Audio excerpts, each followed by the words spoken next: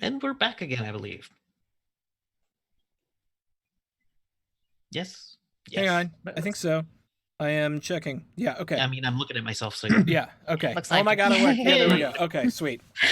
so All right. everything's running smoothly now. Yeah, okay. So, there we go.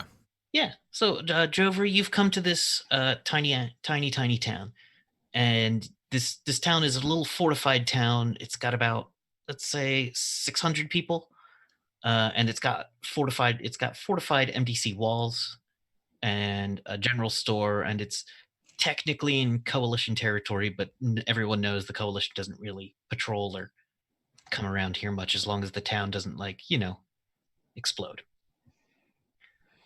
All right, and that's why you're here. So, let's see, who else would currently be in the bar? I'm trying to give everyone the information that they might not have had in the backstory, so, because I kind of threw this time jump on them a little last minute, but everyone's been great in rolling with us. So, Hosea, you have stolen some things. You've taken them from some bad people, and you've been on the move ever since. You've come to a stop in this tiny town, hoping to catch your breath, to take a moment and organize your thoughts, and see what you wanted to do next. You know that these bad people had some stuff that would only make the world worse, and you couldn't stand for that. Just can't stand for things like that. Okay, Cassidy, you have stolen something. Yep. And you're looking to get over to Colorado. Oh, yeah. You're not sure if they've discovered what you've stolen yet, but you know it's only a matter of days, and the faster you can get away, the better. But you needed to rest up here. You couldn't keep running in your truck much longer without going truly off the walls. All right, and Willa, you were hired by Cassidy Sunshine to guide her all the way to the Colorado Baronies, where you would be paid. You've been paid upfront in credits, but you've been also promised a good bit of, let's say, material wealth that might even be able to trade with the people you normally run with. So you took the job as a guide, and you're. It's up to you and Cassidy if you know that Cassidy is moving hot or not. I'm gonna say it's best that I don't know. Okay. Gotcha. You have definitely seen what I've stolen. You just don't necessarily know that I've absconded with it. Yeah, I don't know. But you've seen it. Okay, so we'll start in the last drop in. Everything is very quiet in the last drop in, except for these five customers and a couple of regulars hanging around the bar. Let's start with what you look like. Jover, if you want to describe what Jover looks like and what you might be doing in the bar. Jover is 6'3", broad-shouldered, tall. She's got like this brown jacket on, pants with a bunch of pockets, boots. She has tattoos. You'd see right on her chest there's a dragon tattoo, and she's got like a blood dripping axe on one, and then there's like a skeleton wrapped around an anchor on her other wrist and such. And she's got like this, like an earring or something with a little, you think it's a charm, but it's something else. And also with her is a 3 foot tall blue drake with her, and yeah. All right. It's a little bold having the blue drake out in the middle of the bar like this. But yeah. Yeah, I just came through the portal. True, you're not really used to this territory. Yeah. Let's say Iola, you see this this Atlantean woman does have a drake out, and you do know that's a little bit much for this area. Okay. Are we describing ourselves or what Yeah, we're doing? give Or yourself okay. a quick description, and then if you Iola's 3'1", in contrast to Jovra. She is light green and has short, cropped, spiky hair, kind of like anime hair. That's pink and purple and blue. And she has 2 eyebrow piercings and a nose ring. And she has big purple butterfly wings on her back that are edged in black.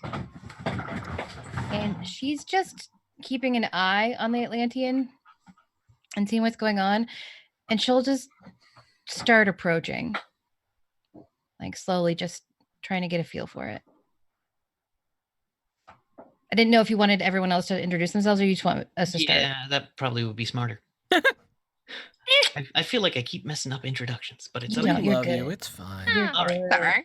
The 0th rule: the GM's always right. Mhm. Yeah. Cassidy, what are you doing in this bar? What do you look like? Oh, well, what I look like. So Cassidy's towards the taller side for a woman. She's 5'11". She's broad-shouldered, fairly heavily built. She has got on just a big old white, faded, road-worn cowboy hat. She is wearing a long brown, similarly faded and road-worn duster with a giant starburst emblem on the back of it. Underneath that, she's clearly wearing some kind of like MDC, like breastplate, boots, maybe gloves, hard to tell.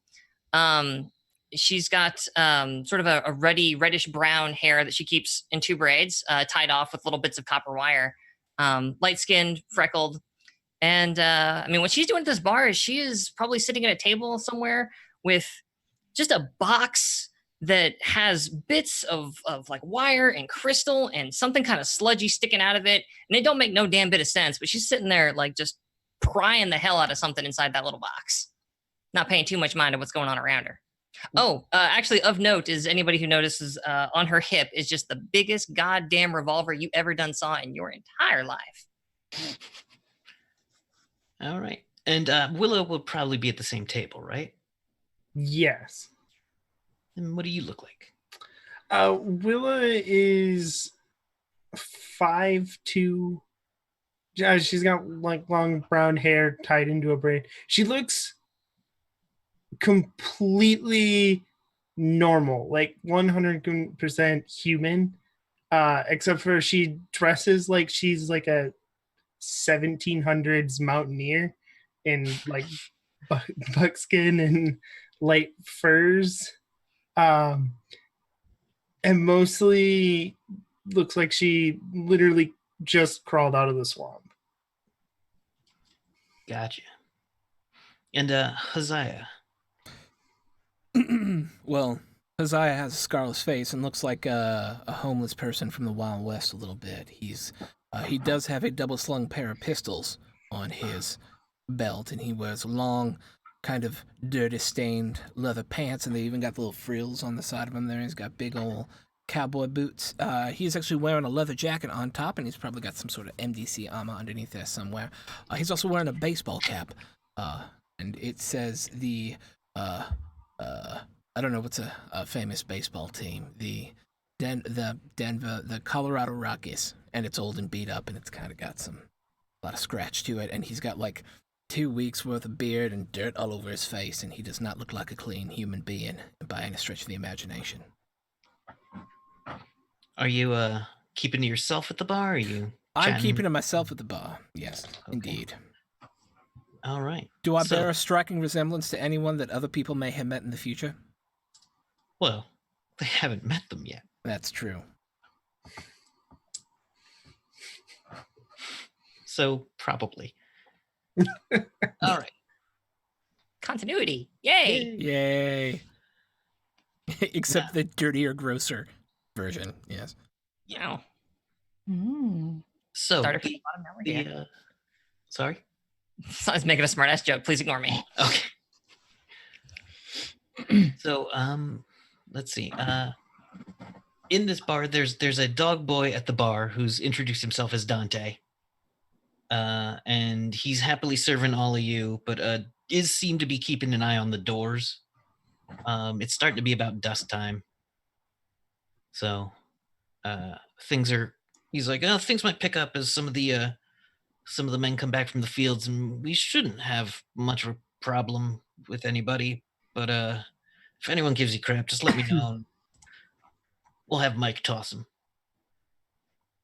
And in the corner, a guy who is has he's wearing leather, like a leather vest over a giant piece of metal in his chest with tubes coming out of it that connect around his neck and into each of his limbs. He is clearly a juicer.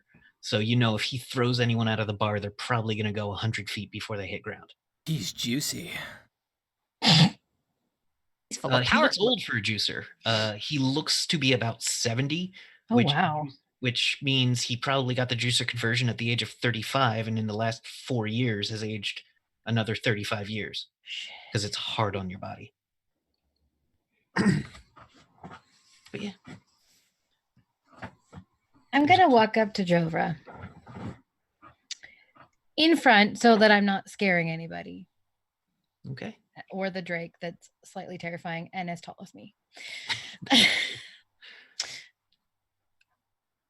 So you're not from around here?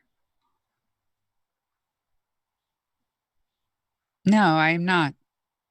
Because you kind of stick out a little bit.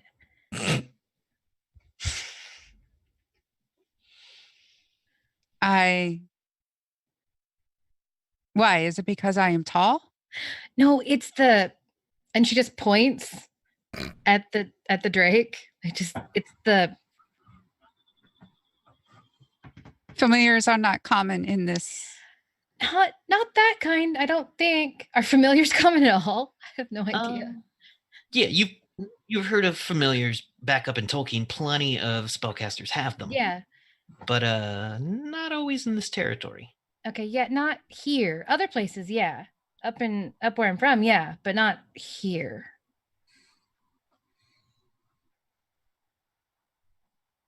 She can take care of herself. Okay. Just Thank you. yeah. I'm Iola, by the way. I'm Jovra. Nice to meet you. Nice to meet you too. What are you doing here?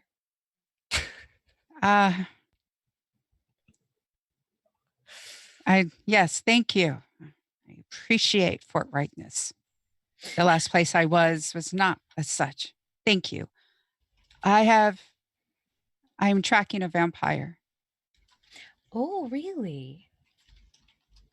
Yes. What kind?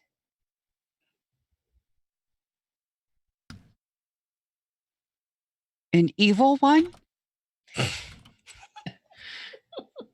Are there different types here? Well, I mean, there's like really strong ones.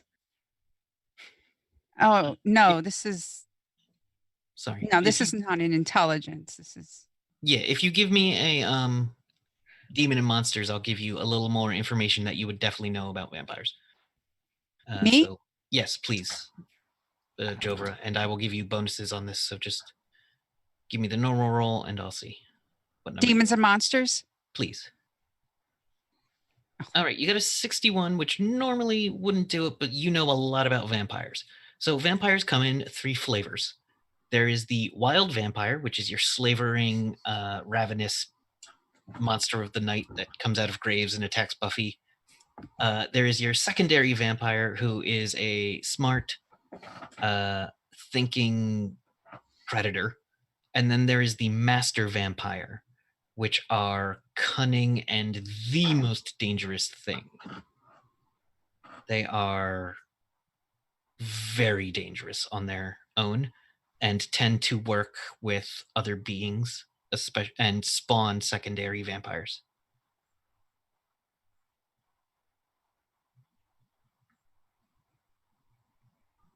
So I would be looking for a secondary. Most likely, yeah, you believe a secondary. But you also know that not everyone has that information. Some people just think all vampires are the same. Do you vampire?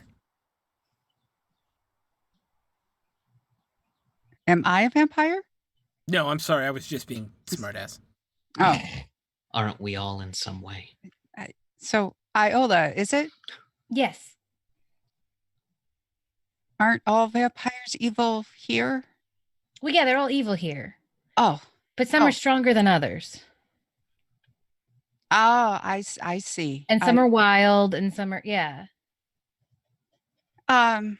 No, this is not a wild vampire. And you? What brings you here, or are you from this town? I'm not from here. I'm from up north. I think it's north, right? Yes, very Yes, much so. okay. And just looking for something. I got sent down here looking for this thing, but I heard that vampire might have it. So,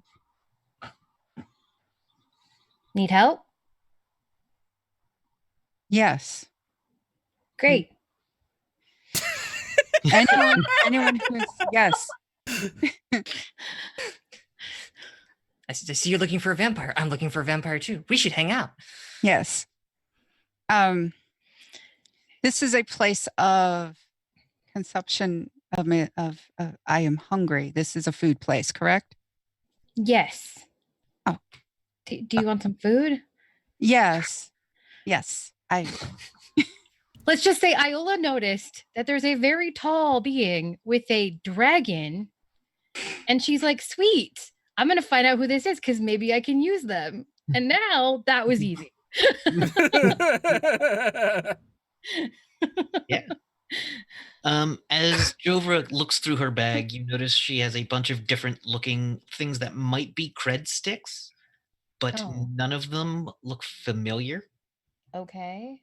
They all look like they're from wildly different places. So you're really not from around here. And No. I kind of lean in and quietly say that. I'm not gonna. So you're okay. I got it. What do you want? Food wise? Yeah. Because I don't think those will work here. So like, what do you want, food wise? Oh, whatever is common here. Vegetables, meat. I have been various places where I have had to eat various items. Great. You stay here. I'll go talk to Dante. And Iola gets up to go talk to Dante. Gotcha. At the bartender, Dante is a German Shepherd looking dog boy who is clearly a born free dog boy, doesn't have any coding or any marks from the coalition on him. And he goes, yes, little one? My name's Iola. I'm sorry. Yes, I will. All right. A lot of people get it wrong. It's okay. What's good here to eat? Well, really, I know she started making it to kind of make fun of me, but Vanita in the back makes a mean shepherd's pie. Oh. And she I was uses gonna just straight face it. Oh, yeah, okay. Yeah, she uses Yeah. fresh fury beetle meat. It's very good the way she prepares it. Sure. Can I have 2 of those? And whatever you think is best to drink with it. Well, really, the rot gut is the town specialty. Sounds great to me. It's an IPA. It has they tell me It's an notes of IPA citrus. called Rot Gut? How dare you let that survive the apocalypse? How dare you?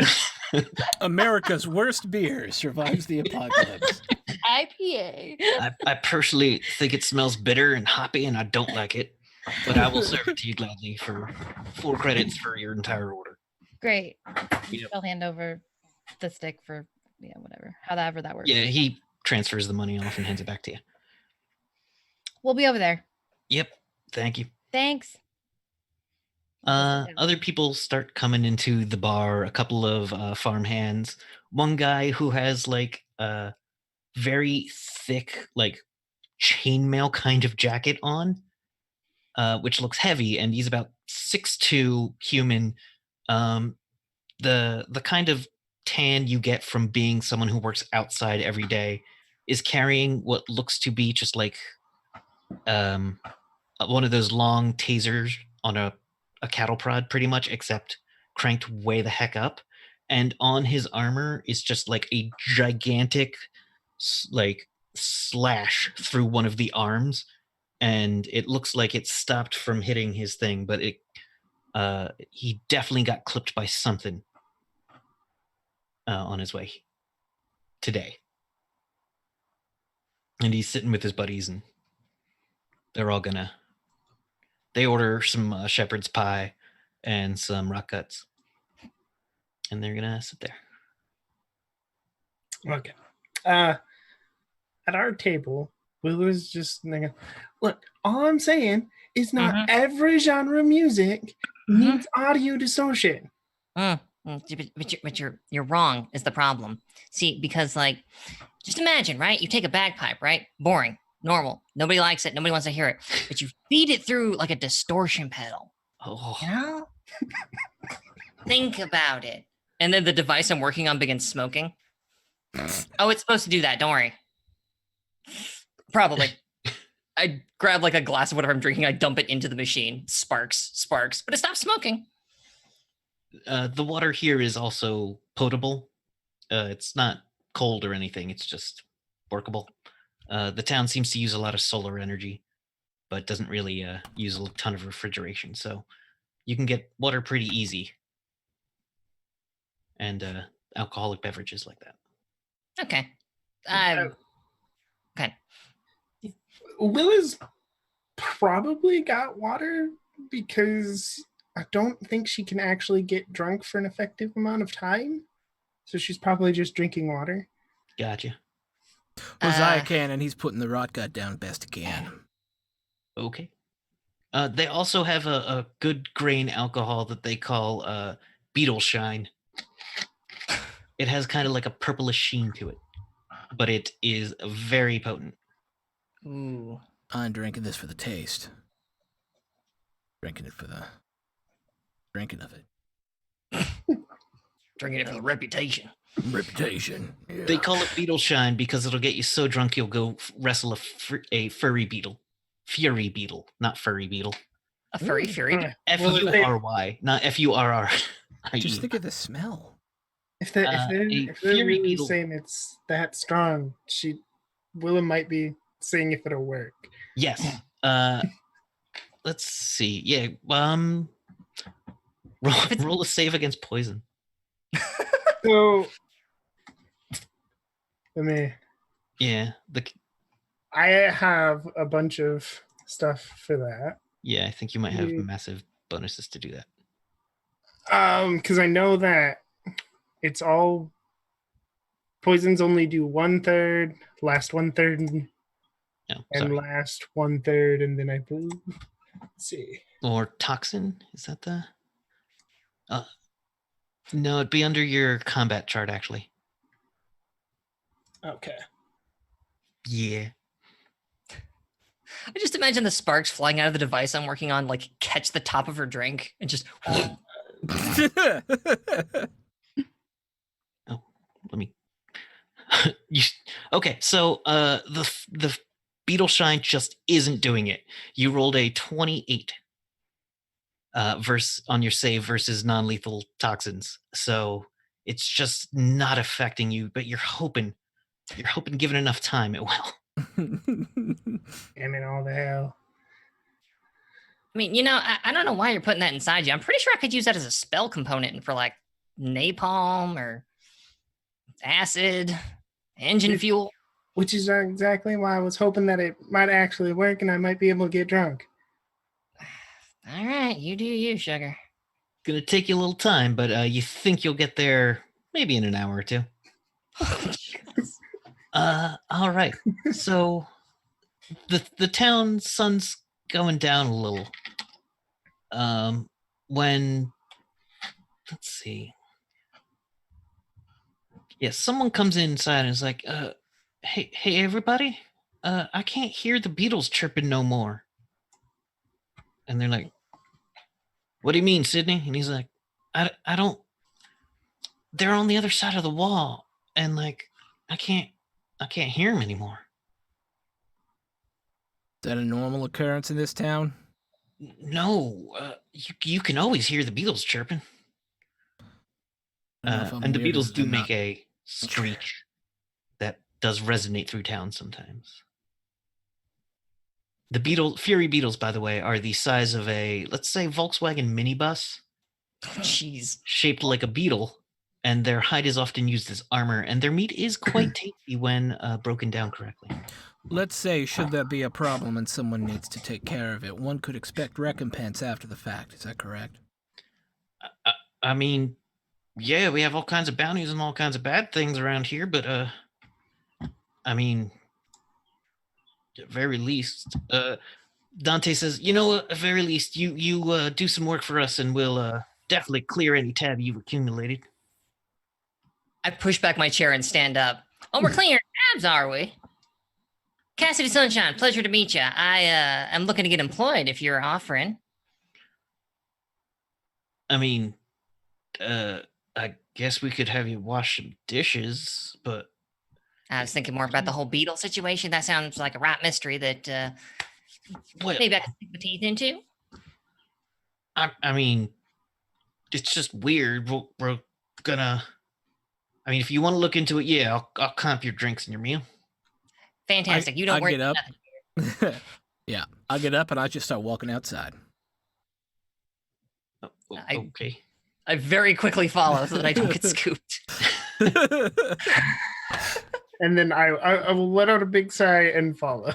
I look at Iola. It's like sometimes odd phenomena arrive with vampires. We should investigate. Go. All right. Well, I hope to see you soon. No, I'll go with you. Oh, okay. Yeah, let's go. Oh, Together. oh. Yeah, let's go. Oh, And she just gets up and starts walking out. All right, you all walk outside, and it is strangely quiet. And there seems to be a weird sheen in the air. A sheen? A sheen, like as the sun is setting, and there seems to be a little bit of around the walls, kind of a fuzz. Like a little bit of magic distortion for those of you who can see, feel magic. I pop 6 cents. Yeah, there's definitely something bad happening. I would like to. Oh, go ahead. I'd like to reach into my coat and pull out. So what I'm going to do is cast a spell, see the invisible. But I'm not sure how to do that exactly. Is the problem? All right. So I believe you are what is called a techno wizard. You cast through fun devices. Right. And I figure any spell you cast has to have thematic components and takes a little bit of time to put together. Right. So I imagine what I do is I reach into my coat and I pull out what looks like a it's this like big glass lens with like a bunch of like wires and doodads kind of like chunked to it and like a big leather strap around it. And I kind of strap that sucker on over my right eye. And that would be the device I'm focusing through to cast See the Invisible, and then I don't know what I'm assuming I roll something. I don't know. No, you don't actually have to. You just cast it. That would be why I couldn't find rules for that. Rad. Yeah. Okay. A lot of the spells will say if someone has a save or you need to make an attack roll for it, but a lot of them just straight up work. Oh, rad. Fantastic. Okay, then I spend 4 PPE and I forgot. First, I look at the side of my thumb and then run it across the lens, and it like lights up. As she does this, the entire thing kind of gets a little like weird magic glow to it that everyone can see for a moment, but those of you who know magic knows that she just activated a device. And you see there has been a field put around this town. Like, that ain't no kind of normal. Covering it. Is it radiating from somewhere specifically? Because I can see magic energy. So like, is it radiating from something specific? Like if it's more than 20 PPE, I think is what it is.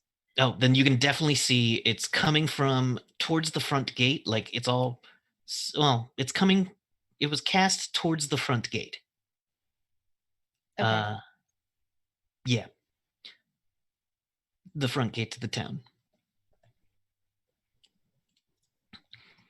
Are you going to relate that data to the rest of us? Yeah. I was going to say it out loud to Jovra, but that everyone could hear it. So there's an aura at the front gate, it seems like. I pull out both my shooting irons and walk directly towards the front gate. Oh, I could have been fishing. And I'm gonna go to the truck and grab my backpack and my giant particle beam rifle. Gotcha. So you head over to the vehicles. In there is a very nice looking motorcycle, a couple of actual horses. Let's see how Iola's hover Got a bike. hover bike, yeah. Let's see. Jovra might have come in just on foot, to be honest. I can't think of what you would have had. And Jose has definitely got a motorcycle, right? I believe. Yeah. So you start walking up towards and then there's the giant red truck that sorry, there's something happening behind me that distracted me. And then Cassidy's big red truck, known as Big Red, and as you go in over towards the truck, Big Red goes, "Well, hi. Did you forget something?" Just looks like I'm gonna need my rifle after all. Okay, let me open those boxes for you.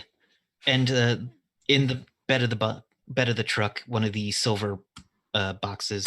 This is a Ford F-150 Raptor.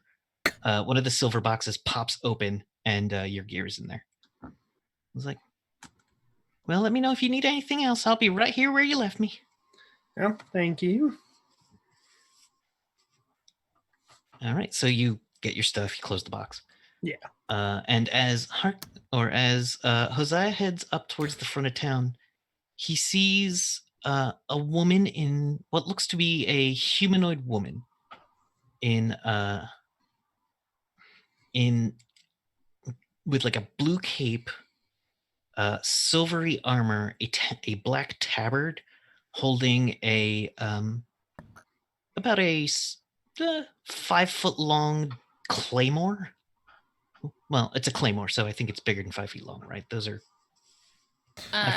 Yeah, they're closer to like 6-ish. Yeah, she's about 5'9", and then the armor makes her look about 6 feet tall. And that's not counting her helmet, which is a demon skull with giant horns on it. At first, I thought she might be a Cyber Knight, and with that helmet, though, I declare that she is probably not. As she turns towards you, you see that set in her knife is a heart-shaped jewel, which glows with a pulse, as though it were a beating heart. She looks over and says, "Hello." Well, hi there, miss. I am led to believe that perhaps this phenomenon we see happening around us right now may be of your creation. Is that correct? Yeah, I've been paid to do it. What, may I ask, is the intent behind this conjuration? Well, my name is Charla, also known as the Soul Reaver. I did not ask your name. I asked what was the intent behind this conjuration. Ooh, feisty. I like you. The intent is I was told to keep everybody inside until the next dawn. And why would that be? I wasn't told to tell you that. So am I right in thinking, who paid you? I was told to tell you that. Normally we don't. Excellent. Be prepared for Janae. She's unhappy. Janae. This name rings a bell to you because that is very much the person you just stole from. Ah, Janae. Well, I'm sorry that I always have to part in such fashion as this. I understand that you are just doing your job, and as I'm talking, I, as quick as possible, called shot on the jewel. Okay, let's see how this spell works. We'll see what happens, because if I die here, then it's a whole continuity mess up. Or is it? Or Chime. Okay, roll your attack. All right. I forget what level this is. We'll all die. Just turns out the parallel universe is fine. Yeah. A lot of those going around. The universe next door. Yeah. Not 33 plus 3. Well, that would be a 26, my good sir. All right, she actually, you shoot right into her, and she. No, specifically the I know jewel. you were shooting at the Okay. jewel. Yeah. The sword has a field around it. As she casts a, sorry, there is a spell that I'm trying to look up, but they are not listed alphabetically. They are listed by level, which is less useful than you'd think. So let me check the other book, where they are listed in the order I want. All right. She casts a spell with it, and you do hit the sword. But the entire thing seems to be made out of a dense material. Go ahead and roll your damage. All right. Here it is. Oh, why? Oh, cancel. Boop, boop. Sadly, only 14 points of mega damage. Oh. All right. Give me a moment.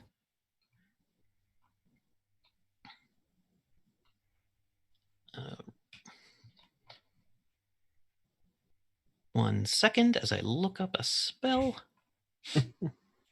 Oh,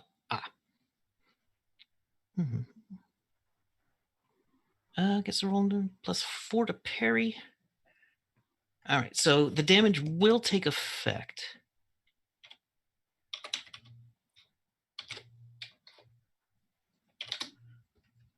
Yeah, the damage definitely hits as you see a little field of energy pop up, but not quickly enough to deflect the bullet. And it hits the sword, and it makes the sound as though it had hit metal. And she goes, I hope you survived the night. Goodbye. And she steps back through the gates into the darkness of outside of town, where you see a fog starting to raise. Is this of a vampiric nature? It doesn't look. I wouldn't know that yet. That would not yet be within my knowledge. Demon and monster, and you will actually have a penalty to this. Okay, because I don't even know that that's a skill I have. So this is not something you'd be familiar with at the time, but you have general demon monster information. I really don't. No, I really do not. Oh, you do notice that there was a little bit of a ding in the heart where the bullet hit. Well. But it appears to be magically in there, not just simply in there. I rolled a 91. I do not have a skill for this. Yeah, the 91 means you would have failed just about any skill roll you had. That is correct, sir. Yeah, American. short of speaking English. Yeah. And Spanish. Proudly multilingual over here. All right, so you are not sure. You heard something about vampire fogs, but you thought that was someone talking about like a fog that ate people. All right. I turn back around and go, someone's coming for us. And they're not good. All right, who was that? Can you give me a little explanation of who this person is? All right, so you had heard that there was much like everyone else, you had heard that there was a force of evil operating near this area that was starting to get a little powerful.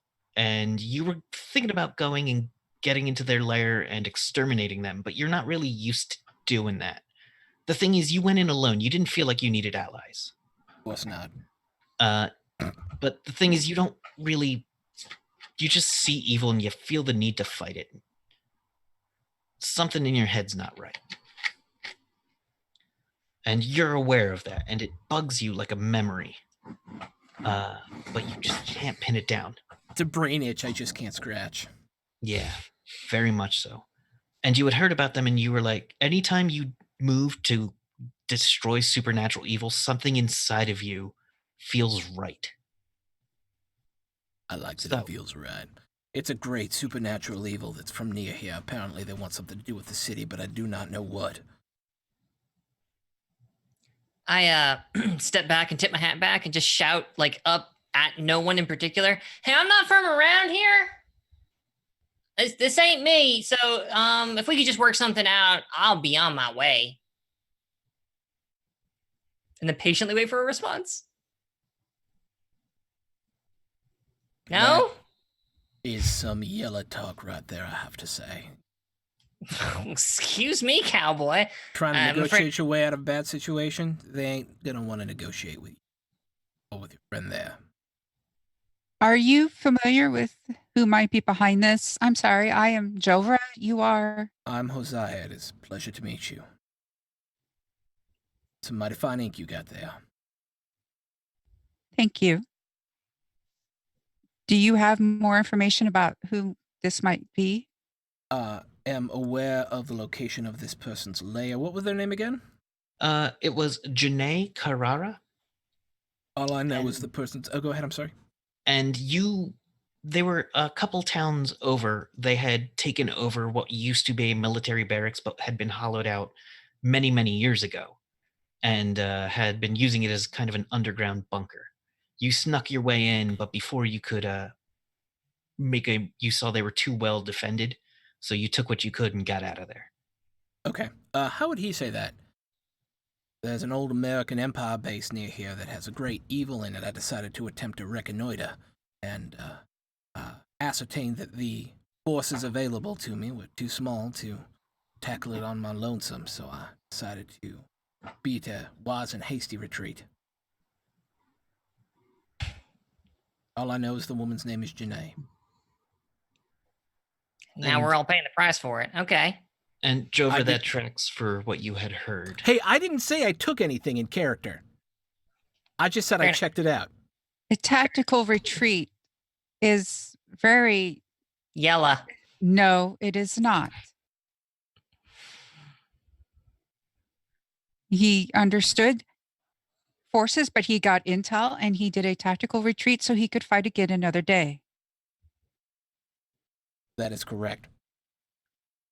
Very different than attempting to treat with the enemy. All right, I get you, cowboy. Why don't you keep your pants on?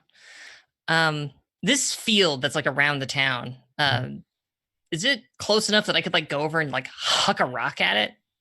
It is the walls of the town. It is perfectly connected to the walls of the town. Like, Okay. It goes to the end of the wall and just pings right back at you. You do see a bird, a bat actually. It looks like a normal bat. Fly into the field and then through it. But when it tries to swoop back out, it hits the invisible wall in the sky and just kind of flares back. And it's now flying around the top, very confused. Okay, well, guess we're stuck here for the night. Is this around the entire town? Yes, and the fog seems to have caught up to the edges. Like a bubble. Yes, Okay. you are under the bubble with Stephen and Okay. Kate. The fog seems to have caught up to the edges of the bubble as well. There's something coming for us this evening. Is the fog magical? Yes, the fog is definitely magical. Okay. Yep. And I would recognize what's coming. This is more fog than one being could be. This is more of a spell. This is some kind of effect, a magical effect. No one man could be this foggy. By volume, it's more like 20 vampires worth of fog. Yeah, that is actually true.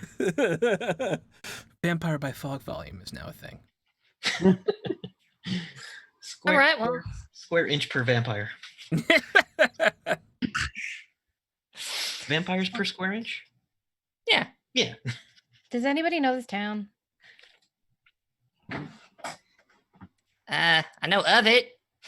What, like, is there a safe place to hole up that's defendable easily? I point at the bar and shrug. Hosea, have you been here long enough to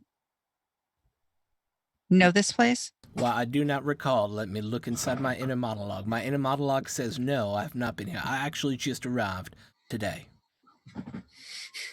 As did I. Yeah, me too. Oh, I'm sorry. Fiddling with gadgets. I'm sorry. Again, I am Jova. You two are? Cassidy Sunshine, pleasure to meet you. Sorry, we got off on entirely the wrong foot. Pleasure to meet you as well. Tip my hat. Willa. I'm Iola. Hi, Ola. Be very short. Oh, Cassidy Sunshine. Pleasure to meet you. Nice to meet you as well. When you look at Cassidy Sunshine, you could tell she is covered in magic goods. Many of them techno wizard by nature, which you are familiar with. Yes. But The hat is extremely magical. The coat, fairly magical. The gun is shining like the frickin' sun. It's so magical. Everything. Magic head to toe. on the other hand, Willa doesn't seem to have a single piece of magic on her, I believe. That's so interesting. Oh, and this is Sarsig. She is tame. She will only hurt those that I want to be hurt. I imagine if she wasn't, we'd already have ourselves a heap of trouble around here. So that's good, but took it as read. Sorry. When Iola sees me, does she sense? Maybe. Most likely, if she can see magical energy, she might sense some of the. Her tattoos are definitely somewhat magical. You've seen Atlanteans before, and you know they all carry magical tattoos, but you're not or Iola knows this, but she's not exactly an expert on what they mean or what they can do. There's other bits and baubles on her as well that are definitely magical. What about Hosea? I don't believe Hosea has any magical goods right now. Cool. Though, Just curious. No, I don't have anything magical. I don't. no, nothing that Okay, would show. cool. Yeah. So, Willa, what do you do? Well, I got hired to guide this one up to Colorado, but normally I just fish. Nice. She's waiting to fish. It's getting kind of weird, honestly. Sarsig likes to fish as well. I'm sorry, you're dragon fishing. Yes. Among other things. Not the weirdest thing I've ever seen. Well, I do enjoy getting to know everyone. We do need to come up with some sort of plan to survive the night. Well, I mean, we've got this wonderful establishment over here. Figure we hole ourselves up inside there, barricade the doors with whatever we have handy. I'll probably work a little bit of unbelievably magical razzle dazzle to save all of our lives in a very fashionable and incredible way, and everything will be great. No problem. On the other side of town, you hear a massive scream. A man just shouting as though he's being attacked and torn. Yeah. Plan B, we find out what that is. Yeah. Town's about 1 square mile, so it'll take you like a minute to move there unless you have some kind of crazy speed. Question: 1 square mile.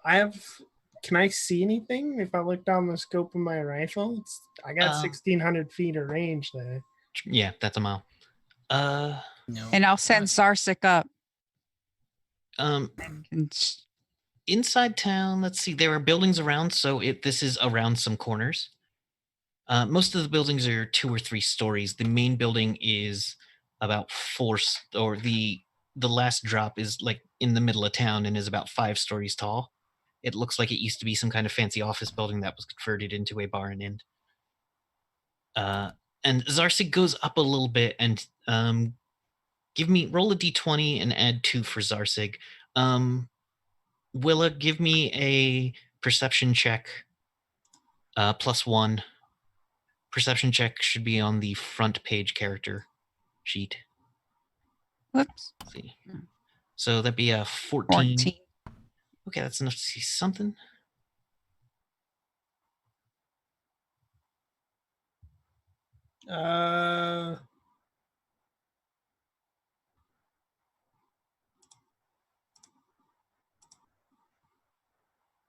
Said front the basic tab. Oh, the On the perception, you might not have a bonus to it.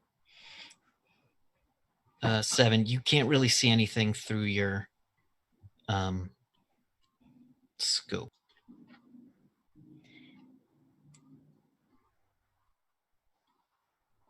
But Zarsig goes up and does see what looks to be a couple of people off towards one of the edges of the town. Let's see. Town's kind of a square, and you are all towards the south gate of it. The northwest is where this scream came from. Can You Iola walk- fly? Oh, yeah. Iola's sure. gonna fly over. What's she your can- speed? Well, you gave me 25 miles per hour, but I don't know if that's true. 25 miles an hour is good. That comes to a speed of about 40. That seems like, yeah. So that is very fast. You can move quite a bit. Okay, yeah, I'd like to kind of try to stay out of view, but see what's going on. All right, give me a prowl roll. So you're like staying close to the tops of the buildings and whatnot. Yeah, because prowl is my favorite. Yeah, but do you even prowl? What do you mean? Well, No, she's weaving in between. You're wanting to approach stealthily, right? Yeah. Yeah, I think he was trying to make a joke and it didn't. Oh, okay. I was so confused for a second. I was like, what? That's okay. Don't worry about it. I'm just not That going was to talk the really rest of the bad. night. That It's was up to a him. 90. He can edit it out. It's so on him. No. Hey, now the rest of this game will be after the bomb. I Oh. want to see if Sarsa can do that. She has prowl. Sure, give me a prowl for Zarsig as well. Oh, darn it. All right, so neither of you succeeded on your prowl. You and Zarsig move up a little bit, but the thing is there's a decent number of lights on in the part of the town that you're in. And you think it would be pretty easy to see you. But as you get a little closer, you see, or Zarsig sees about 5 people in an alley. One of them drops to the ground. One of them starts backing away, and the other 3 start moving towards the woman that is backing away. I Okay, don't we see have- this. Zarsig sees this. Zarsig sees this. And I let everyone know that there's an attack happening. There are people being injured. And where she sees it. So you all go taking off in that direction, or are you Oh, going to the yeah. bar? No, I'm taking. I'm off in gonna that I'm gonna direction. take off in that direction. Yeah, I'm already moving. I'm gonna cast invisibility on myself, I think, Okay, you turn invisible. and try to get close and see what's going on. As you get closer, you can get a good view as you see 3 pairs of red eyes stalking towards this woman who's slowly backing away. They seem to be moving very slowly towards her, as though they are somewhat toying with her. Jerks. These look like secondary vampires. You see the body of a man on the ground. The woman is reaching for something on her belt. And she pulls up a laser pistol and shoots at one of them and hits dead center in the face, and it just hisses at her. The laser not seeming to have any effect whatsoever. I mean, my inclination at that point is to draw Dawnbreaker and All right, you're still a little bit of a way. She's very fast. She got there before anyone else. okay. Wow. I would try to what do I have out? I'm trying to find my firebolt, the one that was closest to her. Did you already roll to see about what you knew about vampires? No. All right, What give would me a Lore, Demons, and Monsters. Okay.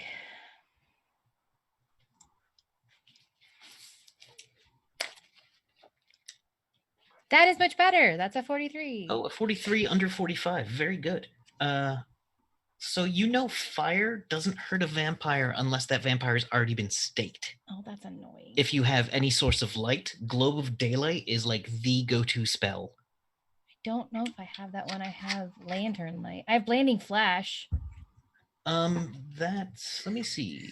Vampires. seeing what else I have.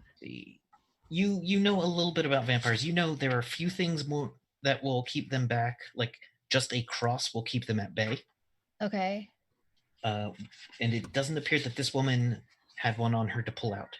Okay, I will then go down in front of her and pull out my cross. I have a silver cross that I wear around my neck. Okay. You swoop down and pull out your silver cross. And I will be. I guess I should become visible, or do I need to? Well, here's the thing. If while you hold the cross, you would be invisible to both everyone. Yeah. But if you hand her the cross, that might help her. Okay, I'll hand her the cross.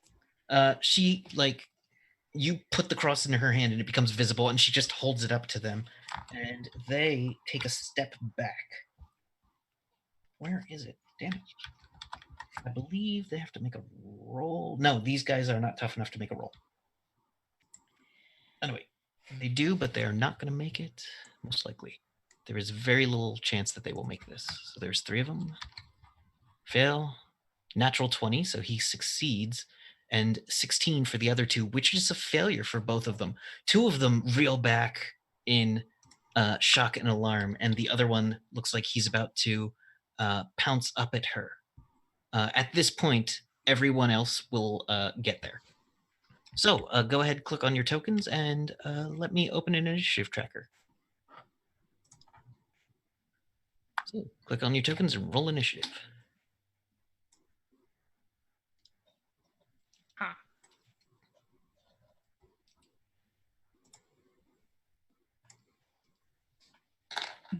Okay, how do we...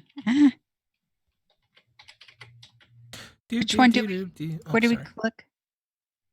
It's on the front, on the basics page. It's right above perception.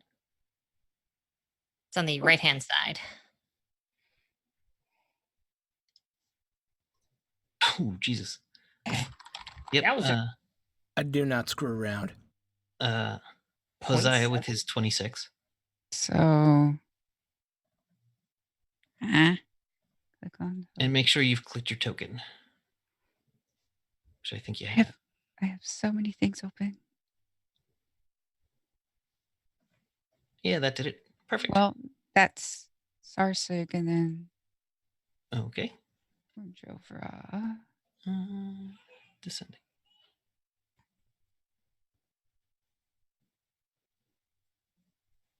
All right. Gotcha. All right, let me reorder that. All right. So we are starting with Hosea as he runs around the corner, guns drawn, I'm sure. Oh, yes. Facing down the alley, you see the back of you know what? It's almost 9:30. We should probably take a break now then. Only if you so choose. Of course. I believe so. Yeah, we're going to take a short break. And we'll be back in about 10-15 minutes. All right, we will see you soon. And see you in a minute.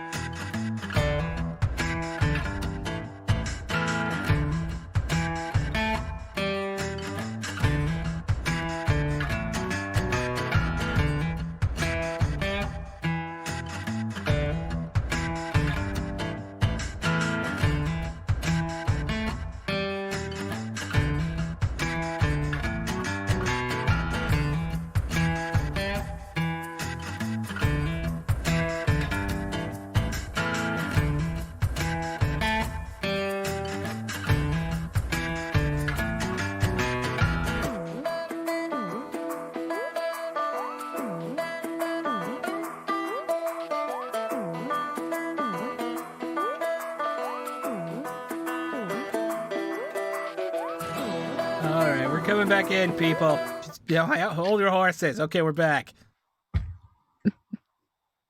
Welcome back, everybody. Hi. Hi, hello, everyone. So to give a quick recap of where we stand, we're in the year 105 PA, telling a story from the past for our characters, with Jovra and Iola meeting for the first time, and a couple of strangers joining them.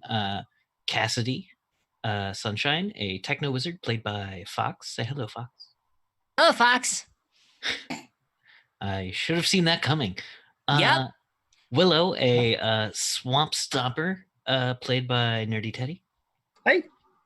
And Hosea, played by our own Throck Plays, another mysterious gunslinger. Guten Tag, wie geht es Ihnen? Das gut. Ja, ist gut. All right. They are all in the town of Bald Knob, Arkansas. This is a real town that really exists. I don't know why. That's funny. Okay. And GM question. yes. Why is their knob so bald? Because it's Arkansas. Oh, right. Yeah. Oh God. So terrible. All right. So far, the group assembled at a bar called The Last Drop. The town has been cut off by a magical shield by someone called Charla the Soul Reaver. And a vampire has been moving in that wants some things that were taken from her. The vampire's name is Janae Carrara. And I think we were about to see a fight as Hosea was drawing weapons on a trio of wild vampires that had attacked a couple in town.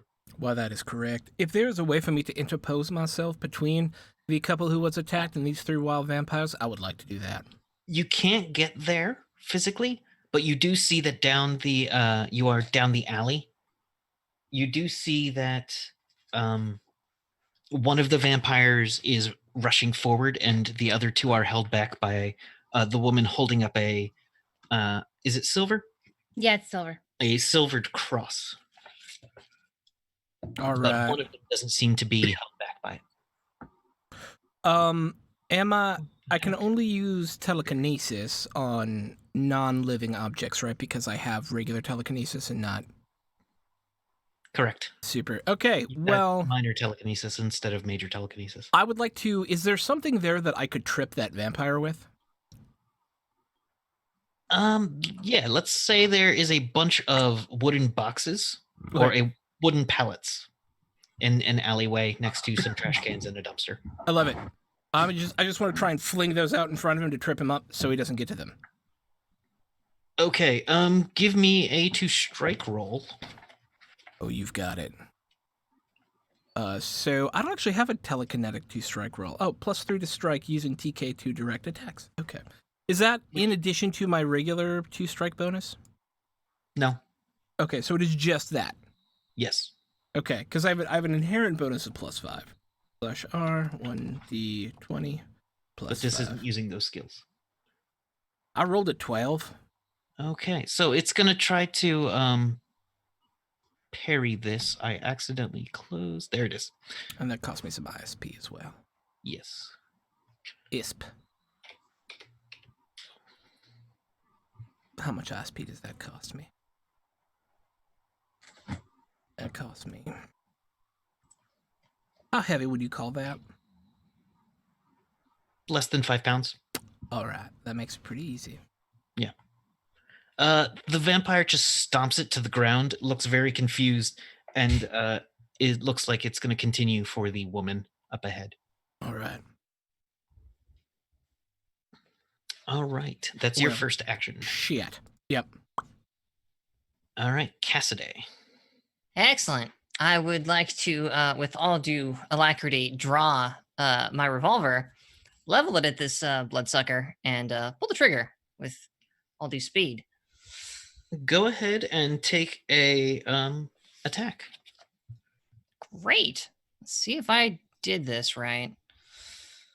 Okay, so actually, I have a quick question for you because I believe you said that this gun gets a +2 on aimed shots, but I'm assuming that's like I take an aim action and then when it comes back around to me again, then I shoot and get that.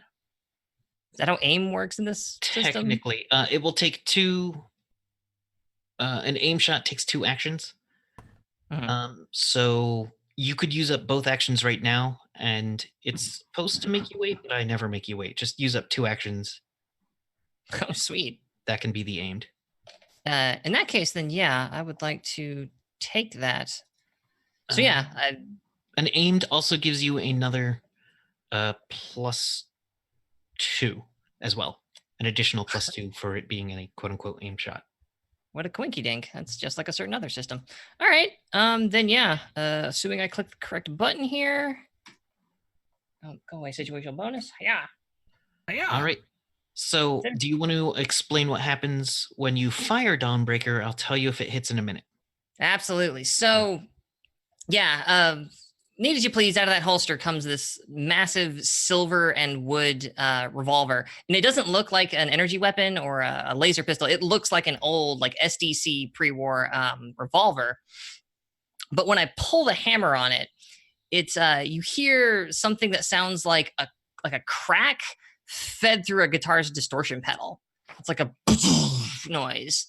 And there's like a strobe of light that streaks out of it from its barrel and hits straight to the target. That you see this like sharp beam of white light, and as it dissipates, there's like leaves behind a trail of little sparkly like will-o-wisps, like trailing towards the target. The vampire sees you pulling the gun and tries to dodge, and does not move quicker than Dawnbreaker, your gun. Go ahead and roll damage, noting that it is a supernatural creature and vulnerable to sunlight. Okay. That may take me just a brief moment then. Yeah, this is going to take some stuff. Okay. So I can't actually click that. I'm going to need to type something into Roll20. I just messed up a bunch of stuff, didn't I? Let's see here. So...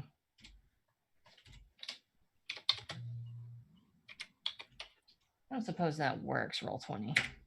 Nope. Okay. Really? Wow. Okay, that's not ideal at all. I really roll a 2 on 2d6? Well... Bwap. Well, here's the thing. Continue reading. Well, it's 2d6 times 10. I wasn't quite sure how to get that out of... Just roll the 2d6 and then multiply it. Okay.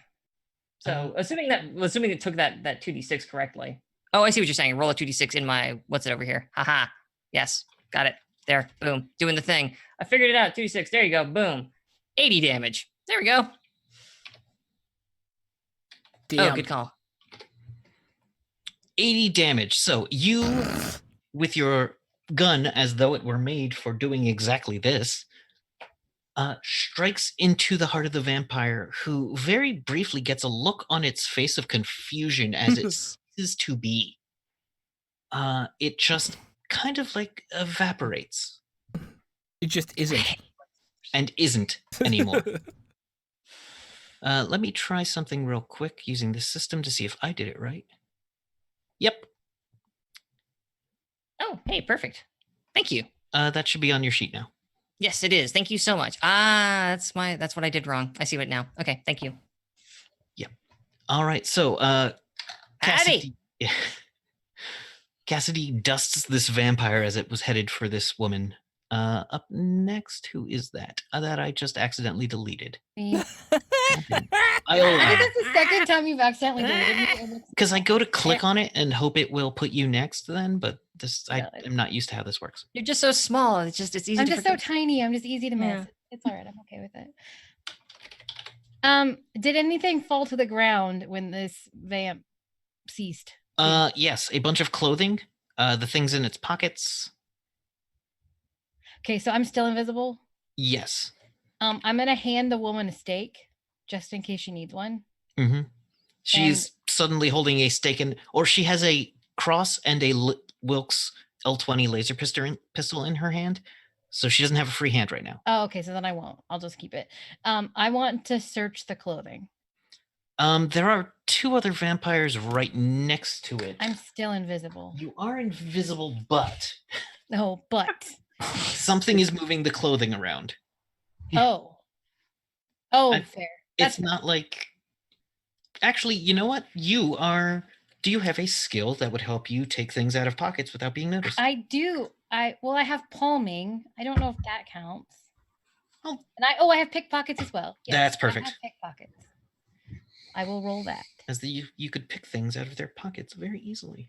Well, that's a 62. So no. So you do not succeed. You can feel there is basically nothing in these pockets, but it is definitely. You've moved enough stuff around that it is clear that someone rifled them. Okay. Let me just see what there's another thing real quick. Because they've got some things happening with them. A couple vampires kicking around, but I'm just gonna steal some stuff. It'll be fine. It's Iola. Oh, I love the audacity of it. Keep those priorities in order. Yeah. Yeah, that's true. There we go.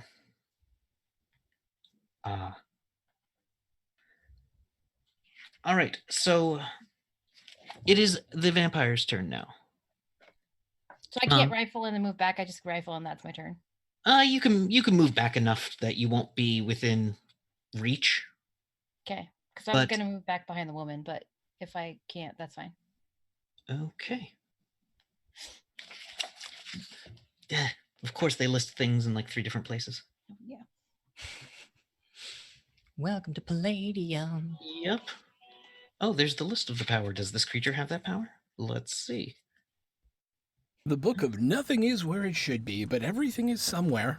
Everything is somewhere.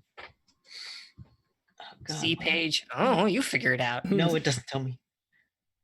So I'm trying to figure out if this thing has the vampire eyes that higher level vampires do.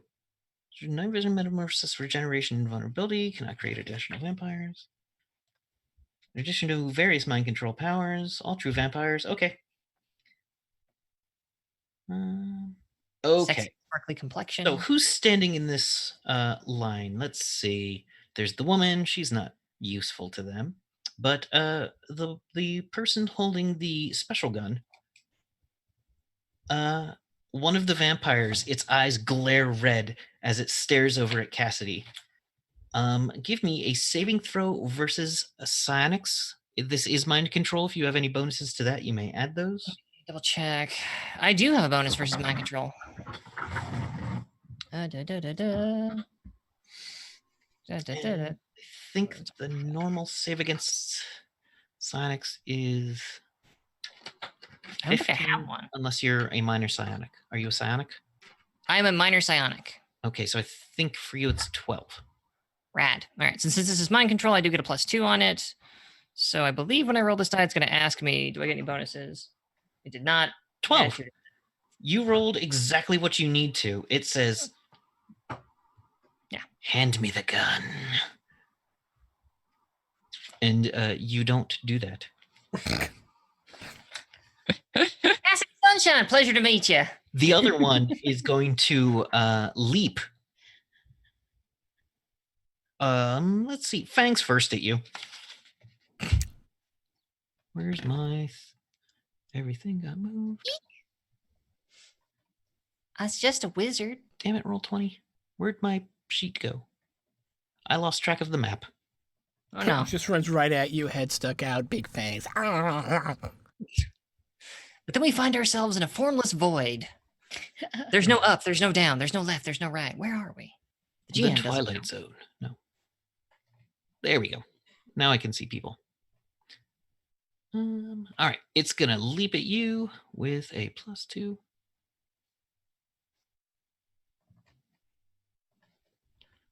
So it goes to attack you for 5, but it just basically throws itself at very fast speeds into the walls right next to you. Oh my jeez. Just like it bangs into the wall and a chunk of brick just goes flying, but it completely missed you and is now directly next to you. Bringing up, Jovra shows up on the scene. Okay, how far away am I? You can see into the alley. You're about, let's say, 50 feet back. 50 feet back. Let's see. I'm really not going to get there on my turn, am I? Probably not physically, but you could probably affect it with something from a distance. Okay. Well, let's see if this works. I'm going to pull out my undead note flute. Mm-hmm. And I blow. It's only they hear it. None of you hear it. You just see me pull out this thing, and I have my fingers a certain way, and I blow. So it's horror factor and basic undead, and would give them a save versus a horror factor of 15. Okay, so horror factor is something I meant to talk about earlier, but haven't brought up yet. Certain things are so scary that they can give you literal pause in combat. Beep. Most of the time, they are supernatural beings, but sometimes it's just that you're so awesome, or someone has a magic flute. And that's right. Sometimes you're a psionic cowboy. See episode 2. Yeah. There is no I index. do indeed have a horror factor. There is no index. There is I'm just only, that cool. there it is, page 367. All the way at the back of the book. You're going to scare the crap out of these horrifying monsters. All right. The roll must be equal to or higher than the horror factor. A failed roll means they're so overwhelmed they are stunned. They lose initiative, lose 1 attack, and cannot defend themselves against the creature's first attack of that round. So this will mean they will lose initiative and be unable to defend themselves until the next round, which is a long, long time in Rifts. Wow. Losing horror factor is a bad, bad thing. So what was the difficulty on it? It says save versus horror factor of 15. I'm just going to check to see if they have any bonuses against that real quick. And they do not. Oh, no, 2. They have bonus 2. All right, so the first one shakes it off, and it looks like you just blew a dog whistle in its ear, and it just looks at you angry, and its eyes flash a little red. The other one also makes it.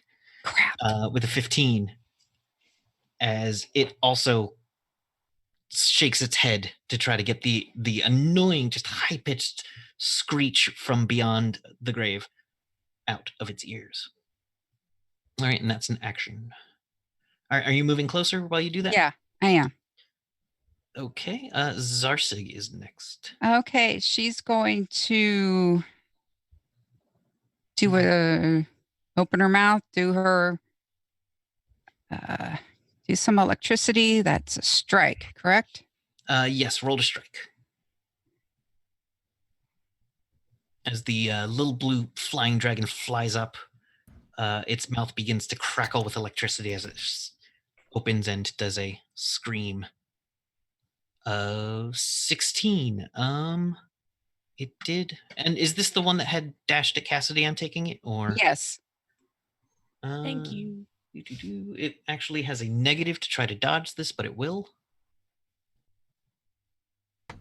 because this is a ranged attack. Okay, it fails to dodge it. All right. Okay, we have 4d6. That's my girl. Okay, and this is electricity damage, magic electrical damage. Yes. All right. Right neighborly of you. I Thank you. think that does actually hurt it. Yes, that does actually hurt it. Yes. But not as much as you thought it should. This thing is not wearing any armor, and it looks tough as hell. Let's see. Damn it. Information is scattered.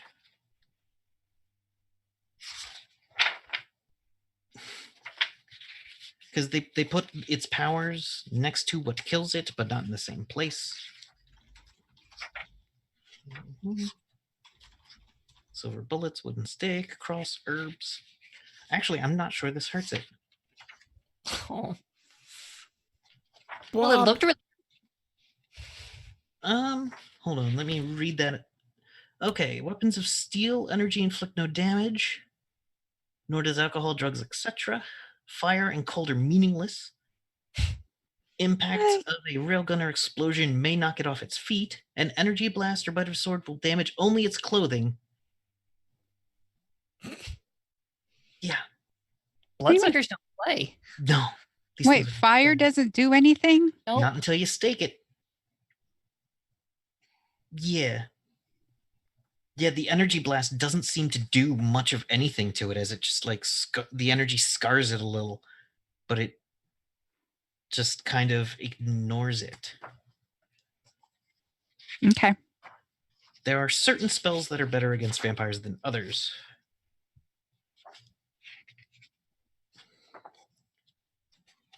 Of course, it talks about that on a separate page. All right. Up next is Willa.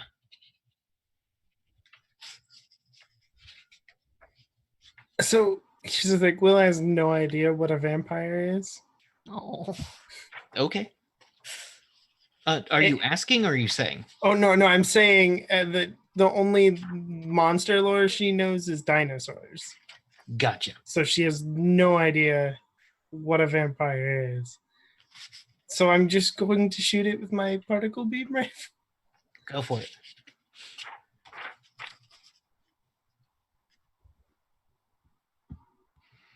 It's not even going to try to attack. Your particle beam rifle fires up and pew, slams. The particles literally slam right into it.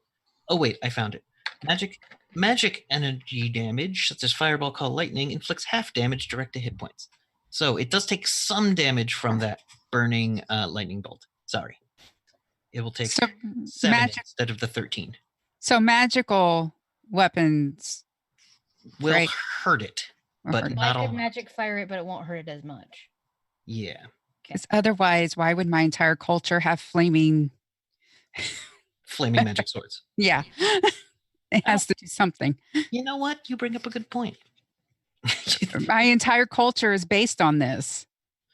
Yeah. That's why we developed the marks of heritage. True. But one of those marks of heritage is very specific. Right. And then the other one's the weapon that's supposed to help defend us. It is an MDC magic weapon. So yeah, it does, unless it says something specific under that weapon, which I could check, but you don't have that right now. All right. So okay. The particle beam just slams into it and does literally nothing to it, as it burns a perfect hole about 1 millimeter across in the vampire's clothes. Actually, probably be like 1 inch across, but yeah, does nothing against the vampire's skin. What the hell? The woman will hold up the cross again and slowly back away from the vampire. It does not seem to be getting closer to her as she holds up the cross.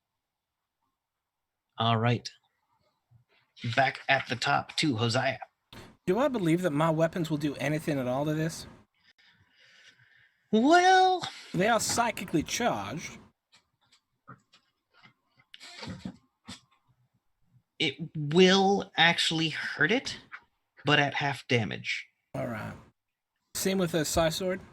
Psi Sword inflicts hit point damage to vampires rather than mega damage, but cannot permanently destroy it. But it can incapacitate it. Yes. All right, so I drop my pistols, and because apparently I'm able to do this instantly now because I'm awesome. Thank you, Kevin. I would like to just run up and attack one of them with my Psi Sword. There's one very close to you, actually, as it had attacked Cassidy. Yes. It looks, by the way, like a cavalry sword, so it's kind of this arced sword. It's not like, I am a long sword from the knights of old. It is, I ran on a horse and hit people with my cavalry saber. Is it made out of like cool blue energy? Yes. What color is it? That's right, blue? Cool blue energy. Yeah, I like that. Nice. That's good. Hell yeah. Make your swing, as it will attempt to parry it with a hand. No, it doesn't have any weapons, so it's gonna, go ahead and make your attack. All right. With my big old mind sword. Yep. Do I have any bonuses to this? I do not believe so. Not above what you normally get. Well, that's a 23, my friend. 23 is definitely going to hit it. It's not even going to bother to try to avoid it. That'll be 14 points of damage. All right, so it's still 21. All right, you think this normally would have knocked down an opponent this tough, even if they were MDC, but it doesn't seem to have stopped it. Almost as though they can fight when they are below their normal hit points. Well, that's just annoying as crap.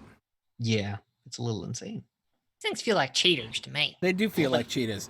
Like, why have rules if you don't follow the rules? Why not just add 20 to hit points? Yeah. All right. That's my whole go. You clip right into it, and it scars and burns into it a little bit and goes as it reels back, but it is not down. And I have no more ISP.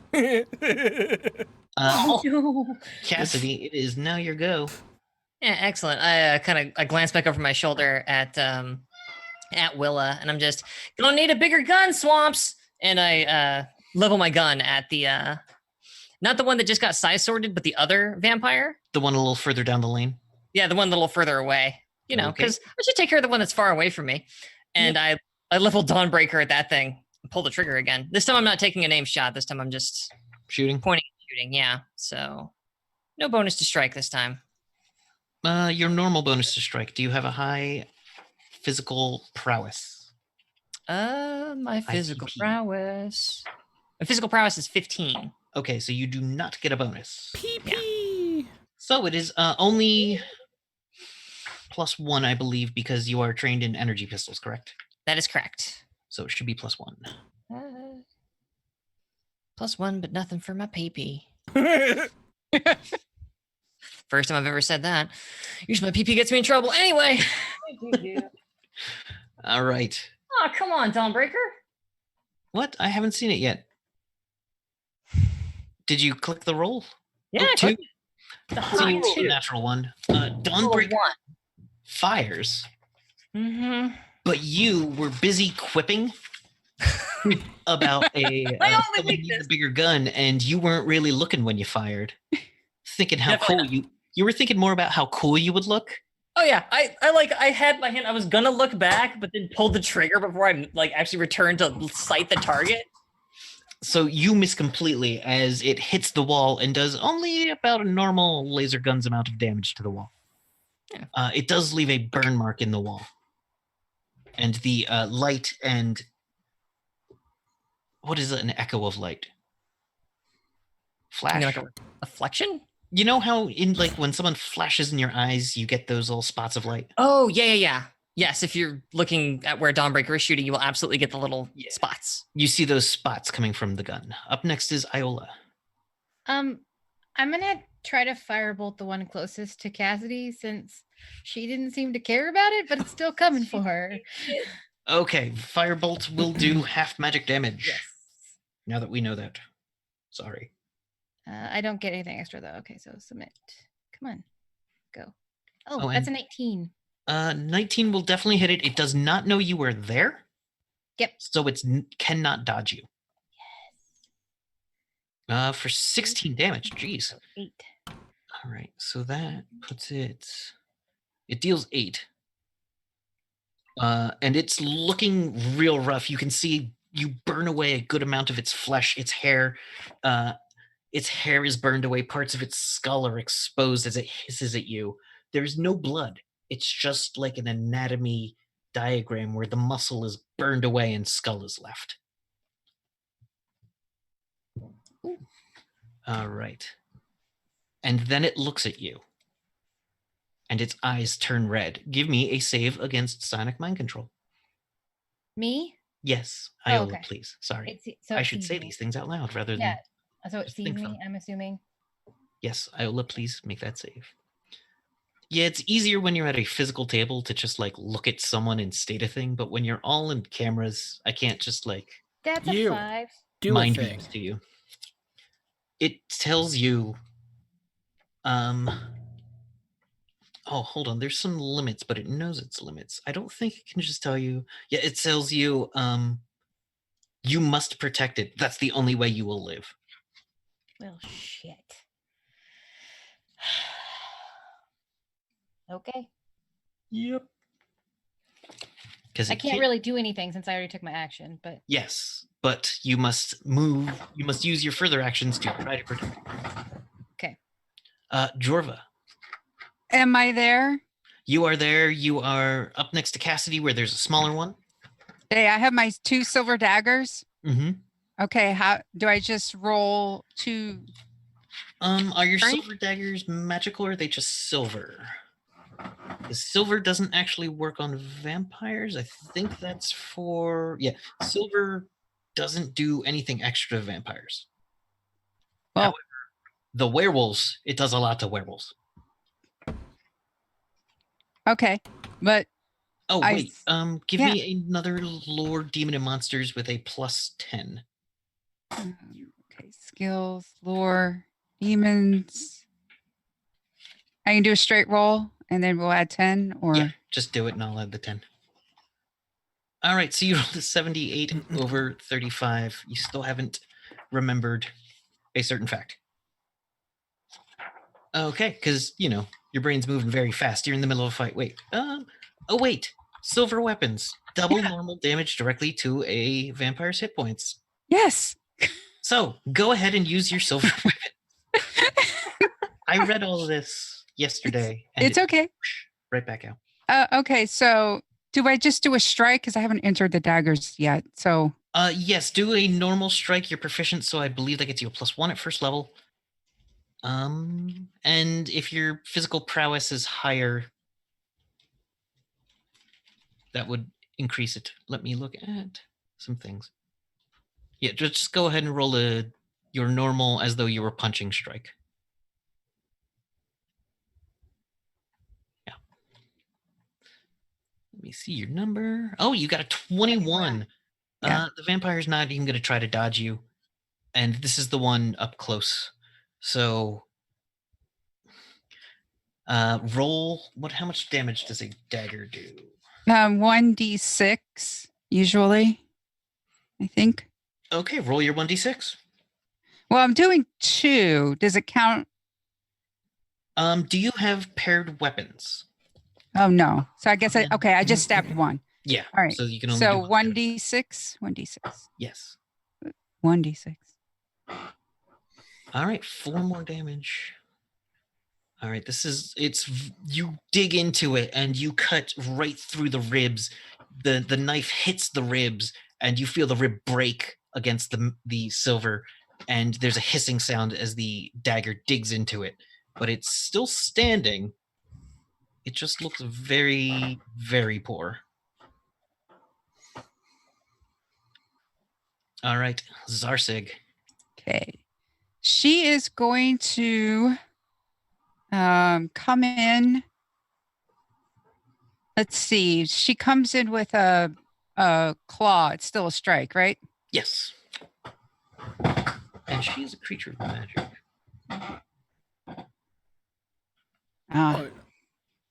All right, with the 6,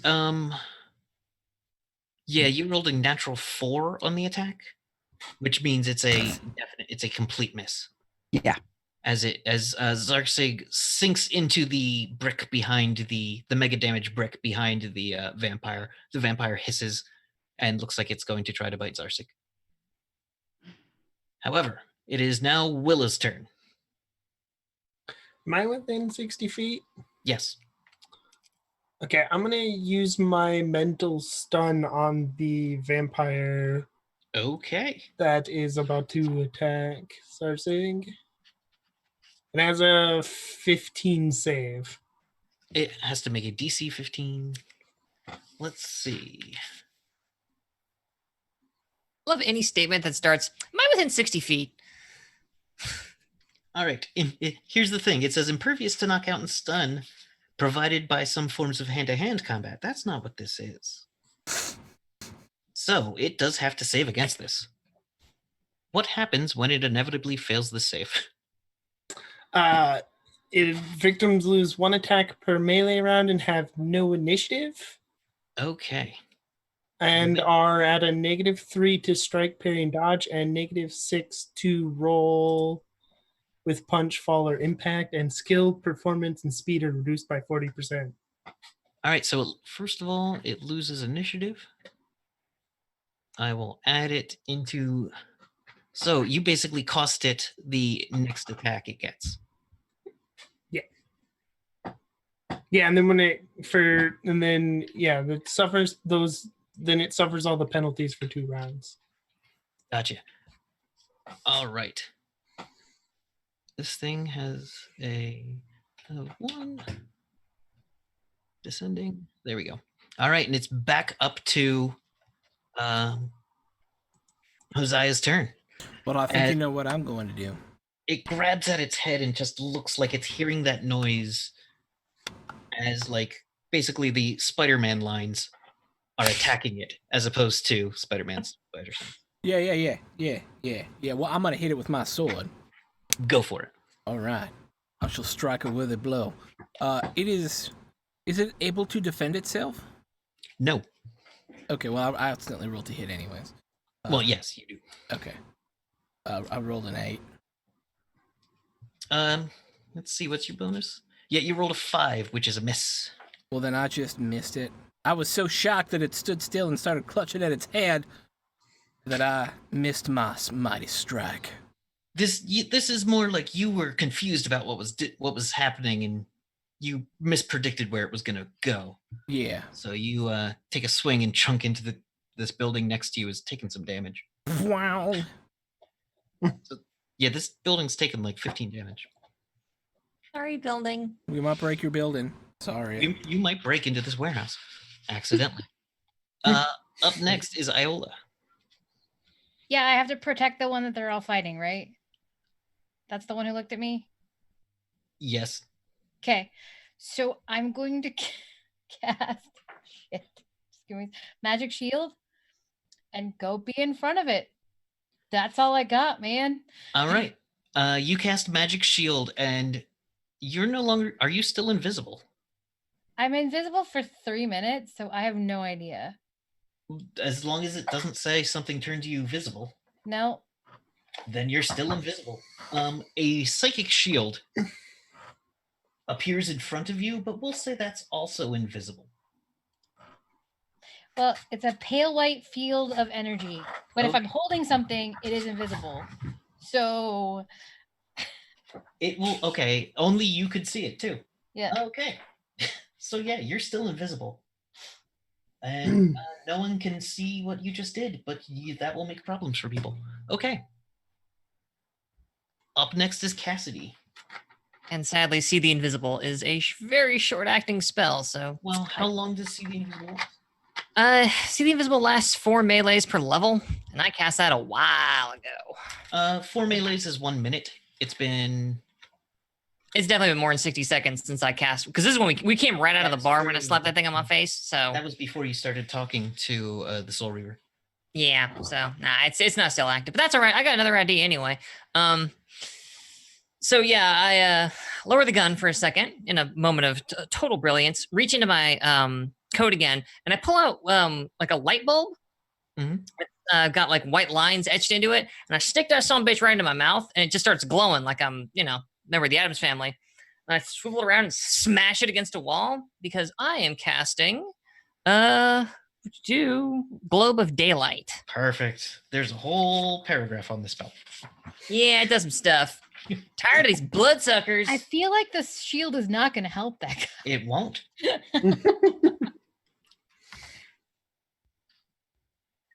I might have known what page it's on even. Come here, page 91. So, Vampire Legends. Nope, wrong way. Small globe or sphere of true daylight is magically created. The light is bright enough to light up 12 feet for each level of the creator's experience. Oh my god, I lost the part where it says what magic does to it. Question. Go ahead. What is the difference between a globe and a sphere? You will have to take that up with one Kevin Symbieta. Okay, just checking. Globe is a sphere. It says globe or sphere. It says globe or sphere. Yeah, small globe or sphere. So a small globe or sphere emerges from my little smashed light bulb. it's fluid. Like if you want it to be a globe, it's a globe. But in your head, if it feels a little more round, it's a sphere. But a globe is So strictly round. You broke my brain. Okay. The Earth is a globe, but it's actually an oblong spheroid. It's not a pure sphere. So maybe that's. Oh my The God. Earth is technically not a globe. That is only a thing that we call it, because a globe is perfectly round, and the Earth is, as you mentioned, is an oblong spheroid. Okay, then shit, I don't know. Yeah, right. got That's what I said. I feel like I was a little down on my word count today, so I need to. Welcome to Cosmos. Yeah. See, those are the things your editors are supposed to catch. Right. What are editors? Yeah, what? So Who? was that even a thing? Because No, no, it's not. You know no. what? Let's have a look here. Who edited this book? How dare you? Kevin Sibieta. Yeah, Globe of Daylight does not create true the gentleman daylight, that wrote it. but it is not powerful enough to destroy it. However, it will ward it off, holding them at bay at the edge of the light, preventing them from entering the lighted area. There we go. It can't enter the lighted area. Are there other effects listed under the spell? No sirree. Let's see here. The creator of the globe can mentally move it along with herself or send it up 30 feet ahead. I can move it around at a speed of 12, basically. It's not. It means that this vampire against the wall is going to try to back away if it can Good still deal. move in a moment. The other vampire, on the other hand, is going to. What is he going to do? He is going to use his fancy eyes at you again. You got But- some fancy eyes. You will get an additional +2 to save against this because you already broke it once. Oh, so on top of my. All right. Yeah, on top of it, he will tell you to throw that thing away. Okay, so I will take a rolly on that. It's a Supersonics 13. 13. You needed a 12, and you've succeeded. Oh, throw it away. And just push it towards him. he Here you hisses and go. backs up as his eyes glow a little red. It's a gift for you. Cassie Sunshine, pleasure to meet you. You've already said that. Jovra, it is your turn.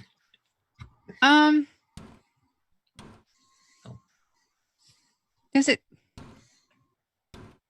Do I need to have taken an action to have activated my tattoo, or? Yes.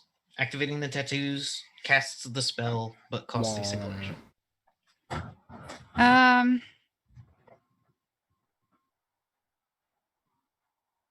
Well, I'm noticing that they're trying to do their thing, so I am going to activate my heart versus the wooden stake. I'm going to spin that. So, tell us what it looks like. Oh, so on my bottom of the right wrist, actually, it's a heart, like the actual organ, not like a little picture, but it's an organ with the heart organ with a wooden stake through it, and I push it and I activate it, and I'm impervious to the slow kill bite. I cannot be turned into a vampire or enslaved by the mind powers and all that type of stuff. So, A very useful thing. yes. All right.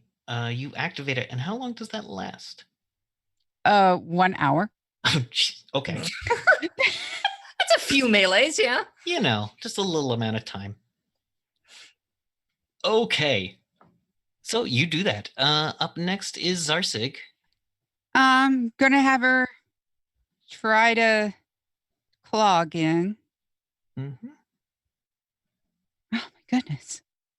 That is enough that it will. Let's see. It can't defend itself because it lost that attack. has it moved back out of Oh my range? Is the no, question, you are still between the two. So you may roll to parry.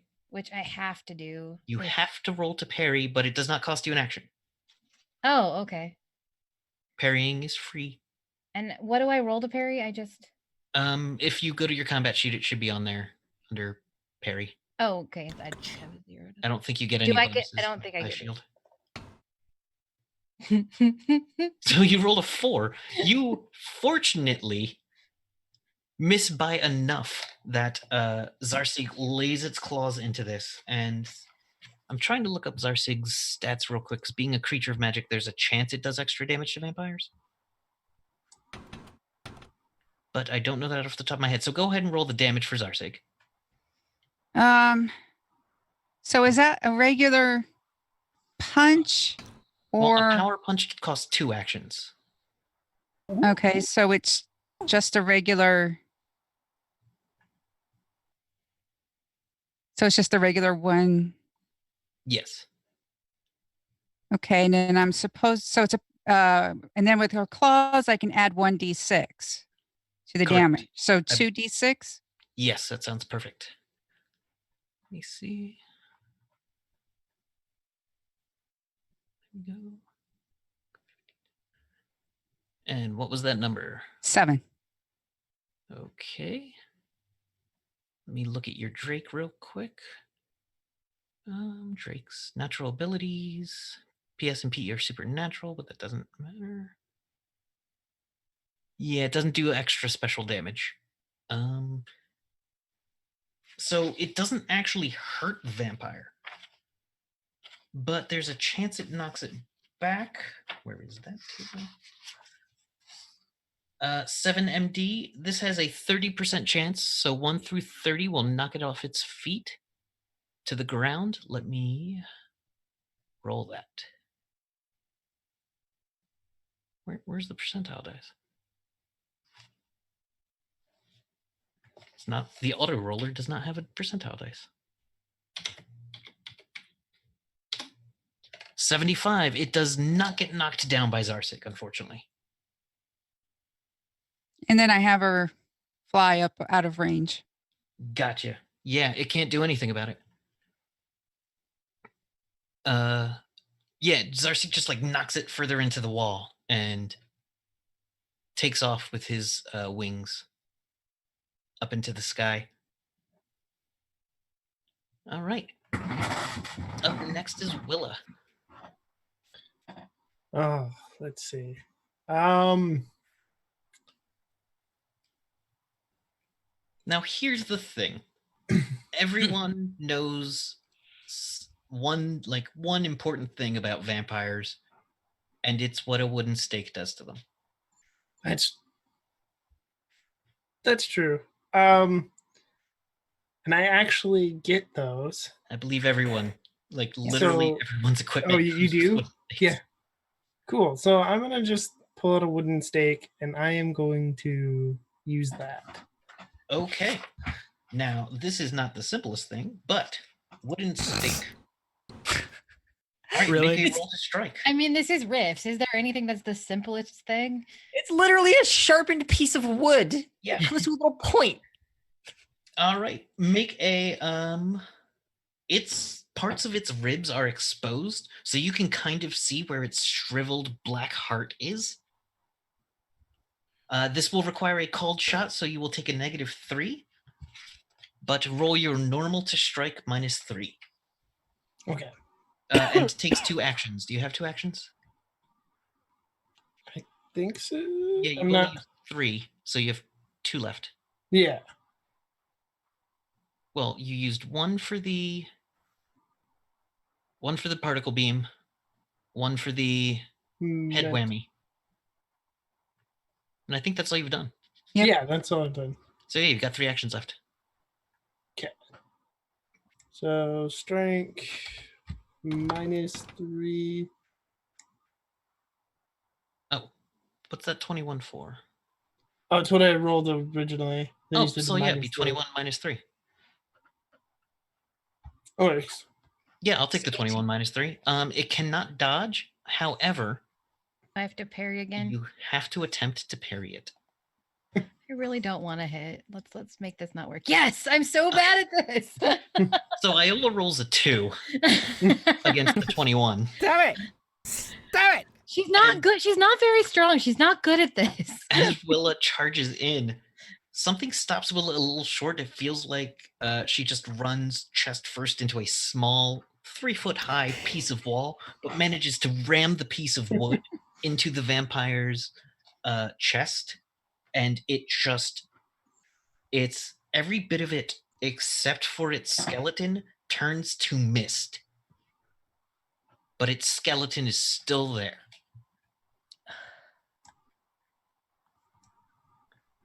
So, yes, question. I'm sorry. Is its skeleton still being there an issue with vampires and rifts? It's a thing. Fair enough.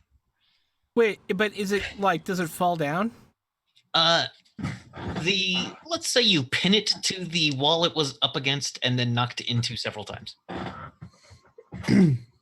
Or you hold the stake into its heart as it goes to slump against the wall. You're holding it in, which you feel is the right move. Does it still have its mind power over me? Its mind power immediately breaks. Yes. I should hope so. It doesn't have a brain anymore.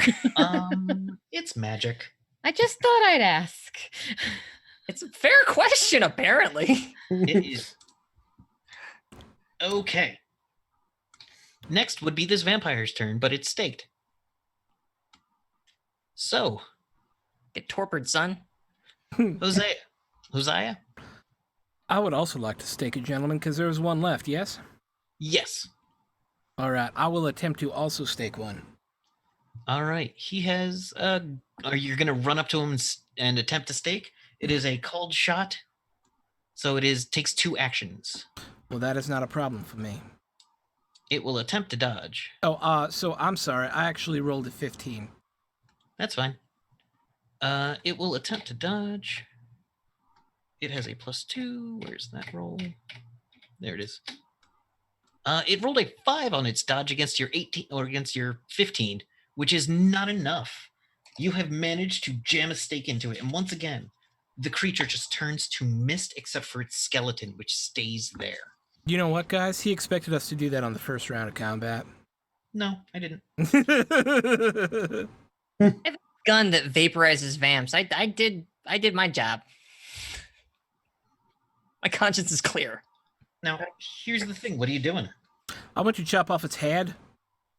Okay, Somebody you're want to holding explain what this damn thing is? I mean, are we still in initiative or are we not? I'm going to go ahead and allow initiative to drop for the moment. Okay, because I was going to firebolt the shit out of that one that. I want to activate my flaming scimitar and just. Depends on how fast you can be, because Iola's pissed. All right, Iola pumps a bolt of fire into this thing's corpse, and that doesn't seem to do too much, except it burns a little bit. Roll the damage. I thought that if it's staked, you could burn it. There is one more step you have to do. It's complicated. I can take care of this in 2 little clicks. Here's the thing. Both of you roll damage at once, because it's not dodging. That was my attack, though. Just saying. Yeah, you don't need to attack it. So I can roll damage. Roll that damage. Roll that beautiful bean footage. Oh, that beat 16. All right. So I got 13, yeah. All right. So here's what happens. Iola's actually not fast enough to beat Jovra. I got it wrong. I'm sorry. Jovra. Yeah, she touches that. This flaming scimitar actually comes out of her wrist. And just strikes the thing. The neck shatters into little pieces and the head catches fire. And as the head catches fire and flings off into the distance, starting to burn into ash, you put fire into the body. And all of a sudden you're like, oh yeah, you have to behead it and then burn both parts. God damn it. As you burn the corpse of this one down into ash as well, and you have to keep the ashes separate, apparently. Okay. Blow it all in the wind. Yeah, the wind is picking it up and moving it a good number of the way. It's starting to mix! Quick! Somebody stop the wind! Jose has decapitated one, and the stake is still in it, but its skull rolls a little bit down the alley. Oh, I'm after that sucker. All right, you hit it with your powerful anti-vampire weapon, and it just shatters into bits, but its body is still in the alley. Oh, I take care of them all. All right, you come back and you just sweep it up. You're just leaving ashes in your wake. Yeah. Iola wants to see if anything dropped in the ashes. There was not that much in the ashes. Yet none of them really had anything on them. Yeah, she was looking for something specific, so obviously not. Okay. Okay, Iola, very quickly, what do you have as far as... Give me a perception check. Okay. And what was that? 15. 15. You notice actually in Harkin's, like, in his back, like in his pocket, kind of hidden under his jacket, is a crystal rod. That sounds like one of the... Or, I'm sorry, Hosea's back has a crystal rod in there that is supposedly one of the objects that this vampire previously had. Okay. Wait, what? She's gonna make herself invisible again. This is the thing you stole from the vampire. Oh, okay. She's gonna make herself invisible again. You haven't turned visible yet, to be honest. Oh, I haven't. No, that's right. I haven't. Yes. This has been 2 minutes. She's gonna sneak over and try to take it. Give me a sleight of hand or Pickpocket. Please be good. Please be good. Please Do be I have good. some sort of defense against this? That's a 7. No, I don't have a not defense really, against no. that. Yeah. Apparently not. As she comes up and very quickly just snatches it out while he's decapitating the vampire. As soon as you grab it, it also turns invisible. That's the thing. She's very, very good at this. I'm going to be like, where is Iola? You haven't seen her for most of the fight until you saw a couple of magic bolts come from nowhere. Yes. Iola? Can I put it in my bag Yes. and then I'll become visible? Yeah. Oh, hi. I'm right here. Nice of you to join us. I've been here Yeah. the whole time. You can turn invisible. Yeah. That's clever. Thanks. Now, hold up. Were those vampires? Yeah. Yeah, bloodsuckers. You have not seen one before? It just points at Cassidy. This is your fault. This is why I don't leave the swamp. What? Why is it Cassidy's fault? Yeah. I wouldn't be here. She hadn't hired me. Fair. Well, you also wouldn't have the money I had paid you had I not hired you. So really, you should be thinking about that with regards to your current situation. I also should not be pointing around with Dawnbreaker. Is that other vampire that is it like dusted and taken care of? The one you hit with Dawnbreaker just got dusted. Oh no! I mean, there was the one that got pinned to the wall, and then there was Yeah, the one. We took care of that. Yeah, Yeah. we dusted the one on the wall, and then Jovra Yeah. took care of the one on the other. Okay, good. Yeah. They're all taken care of. No, it's just they're vampires. Ain't nothing special. It's just stake them in the heart, cut them up, shoot them with a little bit of magic juice. They don't much care for sunlight. I kind of like I make the orb kind of like spin around my head, like it's a disco ball. How All long right. can you keep that up? About and then it fades away. Not super long. Understandable. We should check to see if there are more. You hear an explosion coming from the inn. An We should- we should- explosion? Yeah. Yeah. Great. Yeah. All right. Sounds like there's more problem. Time to go. Book it. Yep. I'm gonna Okay. fly. As you come up across the... Truck! You call for the truck? No, I'm shouting, oh shit, my truck! Because there was an explosion at the end. Oh, yeah, fair. You hear in your comms, yes, Cassidy? Oh shit, Red, are you all right, sugar? Oh, yeah. It looks like there's some people fighting right out front. Yeah, what the hell's going on over there? We heard an explosion down this way. I don't know, but should I, I can't really move, but I can control the electrical systems. Is there anything I can do to help? I mean, keep your lights off. Don't say nothing. Definitely don't talk to strangers. I'll come get your force field on in just 2 seconds. All right, honey? Okay. I'll be right here. there. All right. As you run up, you see that there is a bunch of staked corpses. There's about 4 staked corpses sitting outside the door, and Mike, the juicer, is holding a gun that looks like it has a shotgun that shoots wood. Perfect. That's beautiful. And the barman is actually hosing down one of the corpses. Mike is beat to hell. He's taken a number of hits, and Dante, the shepherd, the German shepherd dog boy, is taking like the gun from the bar and like shooting water onto these corpses. And as you see the water hit them, they sizzle and start to break apart. Hitting these corpses with water is also another way to destroy vampires. Ooh, good to know. Because running water. Yeah. Though the explosion is from the other door. As what Janae can be seen through the two doors of the bar, straight across, holding what looks to be some kind of big old shotgun. Blew this door apart. Well, shit. She says, there's the thief. I don't got nothing of yours. I step back a few feet.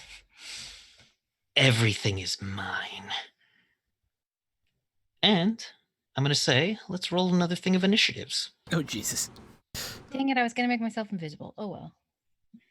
This has only been 1 minute since Yeah. then, but you reappeared, so yeah. Okay, that's better. Oh, hold on. I forgot to clear it. Oh, okay. There we go. All right, now roll your initiative. Sorry. Well, you can just add, do I have to re-roll? Yeah, just reroll. Oh, fine. Let's be honest, it's going to be super high anyway. Yeah. Yeah. Yeah. I mean, mine. Not. Yeah.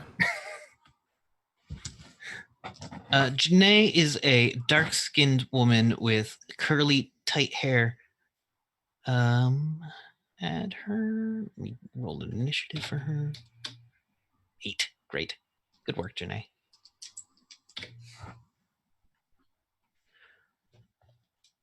All right, and Mike and Dante get a roll.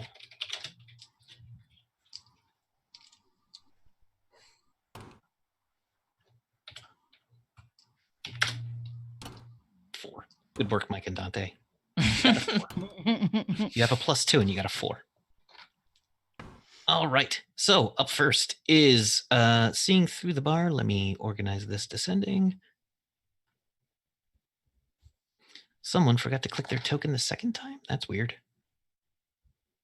Would be... It's Hosea's not on there because he had a 23.7. Hosea, which I spelled wrong. That's all right. I love you either way. Yeah, I mean, I'm just going to have to draw down, I guess.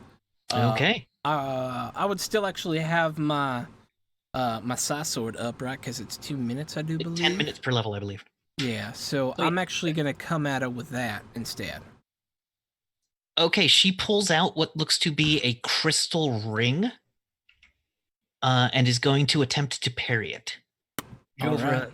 recognize this. Go. So she has a +4 to parry with that. You rolled a 15. She rolled a 14, just not enough to parry you. Ha ha ha ha. You move quick enough to get up to her as she's moving she's moving in as well. You meet in the middle of the bar, and after a few very quick back and forth anime like ching ching ching, you end up striking through Doink. and doing 17 damage. Jeez. Yes, Did that get halved? I'm sorry. No, you said it goes to hit points. It goes to hit points. All right, 17. All right, she snarls and looks like she wants to just consume your soul. Which probably isn't a surprise. No, that is not a surprise. Really just a question of whether or not she can do it. Yeah. Up next is Zarsig. Sargsig is going to. Yeah, wait. she's going to. I'm sorry, I forgot to mention something. Yes. Janae is wearing an MDC breastplate. So the side sword strikes into it, but does not break it. Okay. Well, that's strikes clean into her chest, right up against her armor. I am confused. So did I do the damage to her armor or to her hit points? It did it to her armor. I'm sorry. Okay. That is all right. It did do 17 to her armor. That is good to know. Because she is smarter than a wild vampire. Today on Are You Smarter Than a Wild Vampire? Zarzig's going to aim for the, she's going to open up, do an electric blast. She does. All right, strike 9. She is not going to try to dodge it, so just go ahead and do the damage. Which is 46. All right, 14. The breastplate looks like it's the breastplate takes that hit as well, and it zaps in and looks like it's very close to breaking, but it is still there. Must get to the gooey center. Must get to the gooey center. Yep. She snarls again. And who's my... All right, next up is Iola. I'm gonna cast Befuddle on her. Okay, let me see, because there are certain things that do and don't affect. I believe that is one of them. Oh, that'd be good to know. Yes, it is. But I have to find where it lists it. We are befuddled by befuddle. Vampires versus magic. Blind and mute will affect it, so I'm going to say... Impervious to virtually all forms of mind control, including befuddle. So Dang you do it. take the action to cast the spell, Dang it. but you don't find a living mind. Whoop, whoop. All right. All right, up next is Jovra. I still have my sword out, so I'm going to go ahead and use it. Go ahead. You move up into melee with her as well. Yep. She will attempt to parry you. All right. So you attack with 15. And she we just meets had you with a 15, catching your magic blade with your family's crest on it with a chakram, which is a round disc usually used for throwing. And you notice that you have seen this chakram before. It is etched with your family's insignia on it as well. That is mine. I'll be happy to give it to you right in your neck. Up next is Cassidy Sunshine. Well, this person doesn't seem too personable. I feel like the right place to start with this whole conversation is to put a bullet in her chest, if I may. Okay. Yeah, we're gonna start with the boring thing. Just level Dawnbreaker at her. And as soon as I remember where things are on this sheet, here we go. I am not gonna spend the time to aim it though, so please work, please work, please work. She's going to attempt to parry this at a -7. You're pretty close, so it's a -5. Okay. Yeah. Because, What you Okay. rolled a natural 1. Again! So once again, you go, I got this. And before you get it fully leveled, you pull the trigger so it shoots right into the ceiling, through the floor, and upstairs you hear someone go, oh! Oh, sorry! As she kind of starts to get the chakram in the way and then just smiles at you. Hosea, watch where you're shooting! Yeah. Wait, what? All right, let's see. 2 1s. All 2 right. 1s. I need to roll a 1d5 real quick. It's like being super lucky, but the opposite. Iola, are you visible? Yes. I already did that to you, though. Well, Good to me. Small and Well, weird. I'm She kind doesn't- of I useless, did just so- confront her and She told her does. something was mine. That's true. She is going to go. She's going to say to Jovra, she's going to tell you,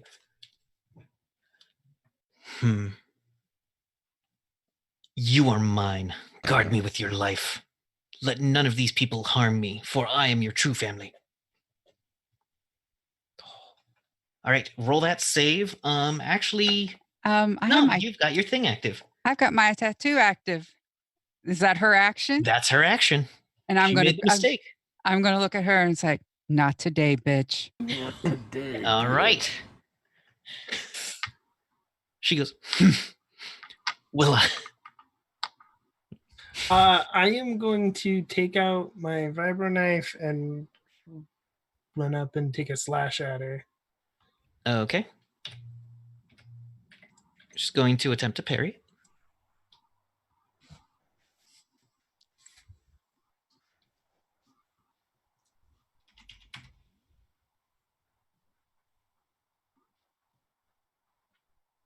Oh, 17 to attack. Sorry, I didn't see that. Oh, that's fine. All right, and she will try to get the chakram in between it and fails. So go ahead and roll that damage. No, yeah, go ahead and roll that damage. 4. 4 is exactly what you needed to break the breastplate. As you dig into the breastplate, it cracks and like falls off as structural integrity just collapses, and then you follow through, and the knife just hits flesh and cuts what looks like her beautiful evening dress that she is fighting and floating in. She's floating about a foot off the ground because she can. And you cut through the dress, and it hits against her abs, and she just looks down at you as you hold the vibro knife there, doing nothing to her skin. Lots of people sleep under the covers. 3 feet above the covers. Come get me. You look delicious. Mike, seeing an opportunity, is going to use his magic gun. His actually science gun. And Science gun. She does get a parry. Because she is that fast. And fails with a -5, though he didn't roll high enough to actually hit her heart. He did wound her. It's 1d4 times 10. R space 1d4. Shift 8, 10, 30 damage. Oh, geez. Doing 30 damage directly to her hit points as flechettes of wood fly into her and just hit and hiss into her, destroying parts of her dress and just making her incredibly, incredibly angry. Hosea. It is now... Oh, wait, nope, the dog gets to go.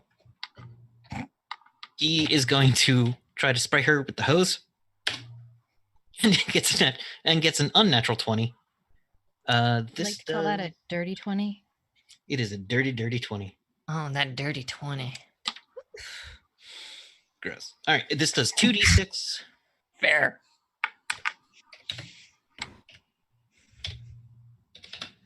This does 8 more damage to her as it just burns bits of her away.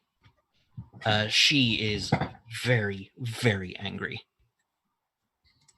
It is Hosea's turn now. Hosea would like to shove his throbbing. No. Nope. No. Nope. Nope. Nope. Yeah, yes. No. Yes. Going somewhere? We're going on a trip with this sentence? So you lose your turn. All right. I would like No, I'm to. I would like to stab this person in the chest with my sword again. You may attempt to. Yes. No. Continue. I only rolled an 8 though. All right. She easily just parries it with the chakram, blocking your attack. My chakra. Up next is Zarsig. She's going to again do another energy blast. Not. Okay. Now here's the thing. As the hose is coming through, as the water from the hose is flying through, Zarsig spits out the energy blast and accidentally catches the stream of water, causing the barman to take a little shock and just jolting and drop the water sprayer from the bar to the ground. Poor puppy. She's sorry. Damn it, damn it, damn it, damn it. This is what you hear him say. Okay. Up next is Iola. Iola's gonna hover in the air and look at her and go, guess what, bitch? I can hover too. And she's gonna firebolt her. All right.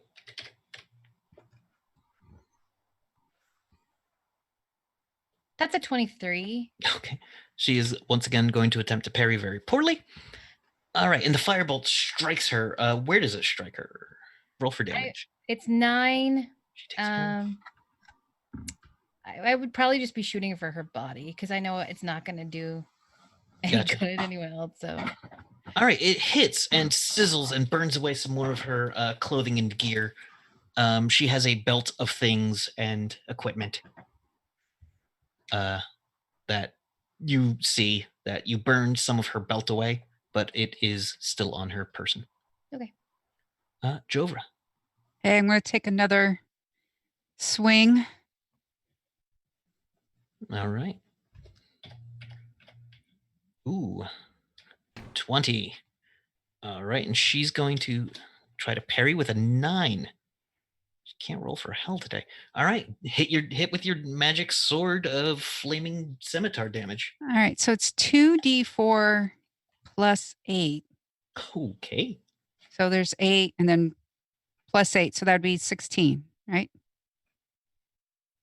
Yeah, that's 16 damage. Let's see, magic weapons. It's mega damage. Mm-hmm. Sorry, I'm just checking one other thing. There it is. Yep. So this wails into her and she fails to get her arm up in time and you slash very hard at her arm. Let me add some numbers. 9, 59, 69. Okay. Need to get to that heart. All right. She gets her arm in the way though, and you burn off more of her health as you cut deep into the bone, but the bone holds.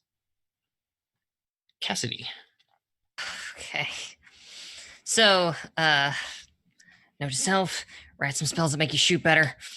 I take a few steps towards this woman. Not going to roll 1 this time. And I am going to go ahead. I'm just going to spend that extra action to freaking aim this damn thing this time. Gives you a +4, I believe. Yes, that is a total +4. And I place the barrel of the gun like kind of along the top of my head and just kiss the back of it, level it at her heart one more time, and then just pull the trigger. All right. Here comes the sun. Damn it. You rolled another natural 1.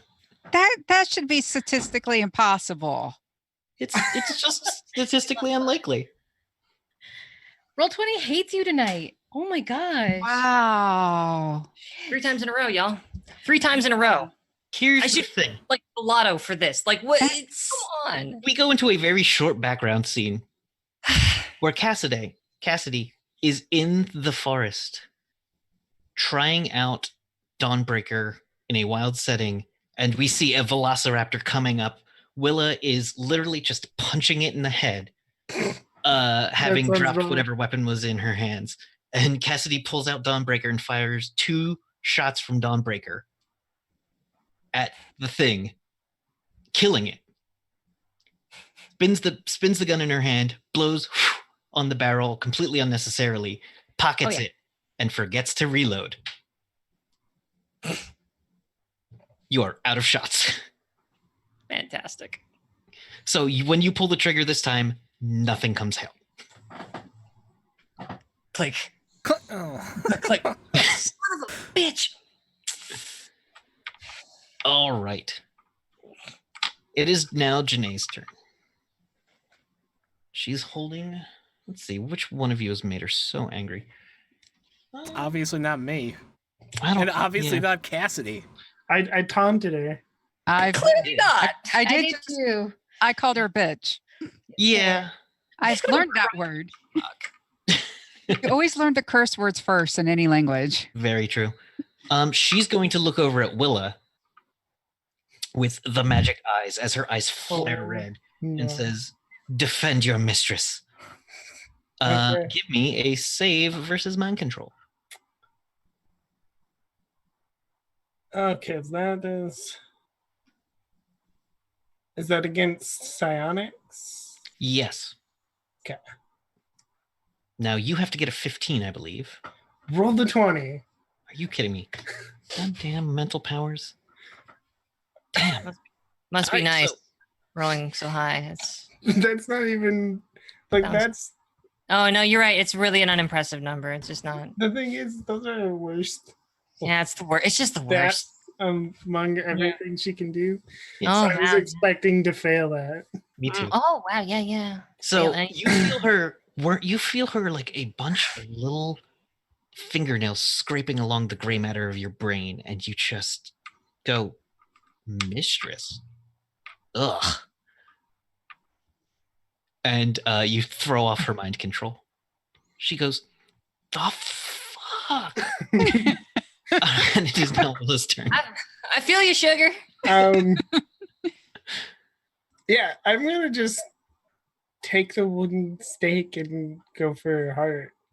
Okay. She's going to attempt to parry.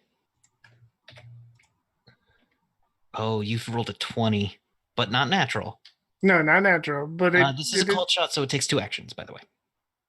Oh, I don't have 2 actions, do I? You tell me. No. have four. Doesn't No. appear to. You have No, 4 I don't. total, right? I have. No. Vibobrain. Oh, I Yeah, you only suppose did this 2 is. things. Yeah, That's did right. you I reset? forgot. No, I didn't. I spaced on that. That's Yeah, you didn't reset when we redid initiative. Sorry. so. Yes, I do have 2 actions. Yeah. Bend him. All right, so she rolls, of course, a 6. Now, this is enough to hurt her, but again, it's not enough to kill her. So roll a d6 damage as the wood pierces her. Yeah, with this, you have to roll extremely high on a called shot for her. Where is it? Wooden stake. Oh, wait.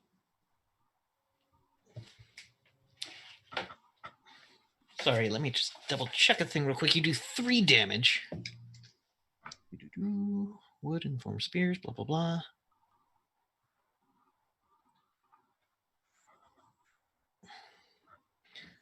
Of course, it is in 1,000 places. There it is. I just hit a bunch of buttons accidentally, so please excuse those numbers. Just like my heart after all the way I've been rolling. All right, so you Aw. actually are. You know what? I'm gonna give it to you. You get in there and you actually manage to get close enough and just jam the wood spike into her chest, but not perfectly. It does quite a bit of damage. It does triple damage when you do it to her. Oh, she loses. Where is it? Hold on. The wooden stake has pierced the vampire's chest, but missed the heart just by a fraction. Okay, the vampire is now awake, in agony, and angry. Well, You think? I yeah. don't think that's a problem. That scans. Hold on. Yep. This is weird. So, yes, you roll triple damage. So we will triple your 6. Or actually, no, you roll damage. I rolled damage for something accidentally. Roll 3d6. Okay. And this will go directly to her hit points.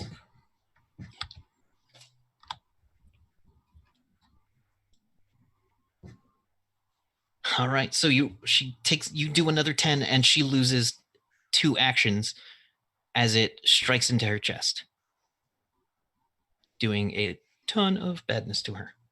All right, up next is Mike and Dante. Mike's like, "Hey, can someone get like a flashlight? They broke mine." And just like hold it behind your cross or something. Ain't any of you ever done this before? Yeah, I got you covered. Lord knows I ain't good for nothing else right now. And Dante will again shoot with his stream of water. Super Soaker, 12,000. For a natural 1, as he picks it up, the thing fries and shorts. And he's like, "My bar gun." And Mike is going to shoot with his magic thing again. Did not roll a 20, but shit, is going to do some damage to her.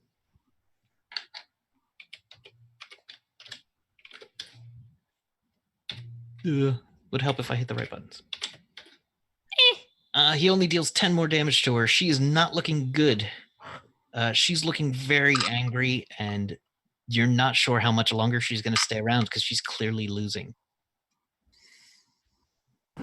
All right, Haziah. I will also try to stake her, as I do not have a cross. Gotcha.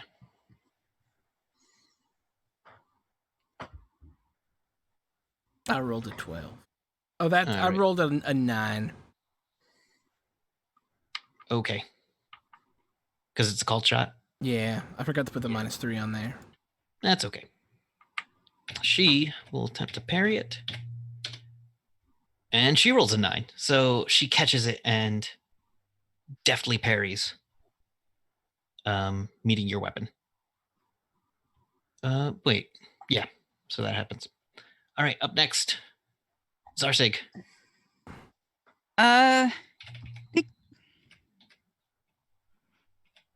Let's see. I can't. She doesn't have her own flashlight. Yeah, I'm just going to have her hold. Okay. Yeah. Iola.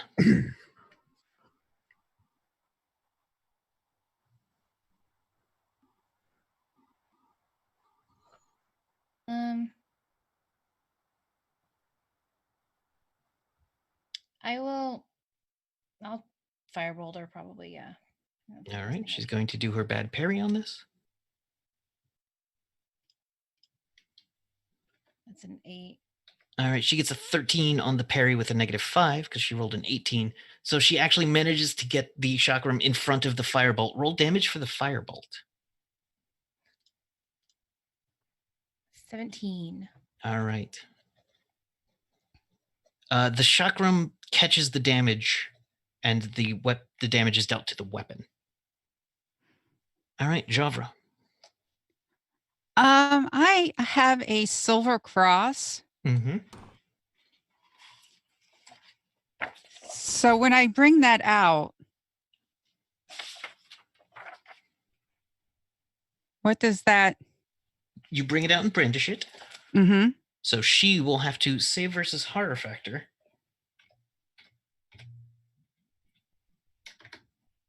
She gets a +2 to this. She fails, so she loses her last action and cannot defend until the next melee, which, as you can see, is a big deal. What do you then do? Oh, so I can do something else as well? Well, were you also going to pull out a flashlight? Yes. Okay, pull out your flashlight and turn it on. Okay. Now, roll a d20 to strike her. Don't roll a 1. Roll above 5. Just roll a d20? You know what? You can't miss with it. It's just a flashlight. So what you do is cast a shadow of the cross across her. The shadow of the cross falls on her. Roll 2d6. Okay, 2d6. I can do that. Oh. 2. My goodness. All right. She hisses as bits of her start to burn away as the shadow of the cross inflicts damage directly to her hit points with no roll to strike. Yes. I'm not just going to hold it. All right, Cassidy. I go home. I just go home. Let's see. She's incapacitated. Do you remember what your one friend did to the front right light on Big Red? I do. Yeah. I do actually. Yeah. All right. Turns I'm gonna out go. that the garage is pointing directly into the bar from where you are. Yeah. I'm gonna go. I'm gonna run for my truck. All right, you get to Big Red. Yeah, and I get right up. I don't even bother getting inside. I just sidle up next to that headlight. I kind of boom boom on the hood. Oh, Hey, hey, Red. Cassidy. Yeah, Sugar, I need a little bit of light if you don't mind. All Shine right. it on. Spotlight, overhead lights, or high beams? High beams. The highest beams you got, Sugar. Boom! As one of your friends, when you first got Big Red, put a cross of duct tape over the headlights. So, Thank you so much, Flyboy. you're welcome. A large shadow covers half or more of the body, will inflict 1d4 times 10 hit points per melee. So, holding this on her will keep her in place and slowly wear her down. Roll that d10. This might do or d10 times 4 or d4 times 10. D4 times 10. All right, so let's give me a hot D4. 10. All right, you do 10, and it's enough to bring her kind of like to her knees. And you see like the flesh is burning off and the skeleton is still there. And there's this hissing sound from, you're not sure if it's from her hissing vocally or the light wearing away the undead flesh. I give her the finger. She does not have any actions left and cannot perform a single thing to do.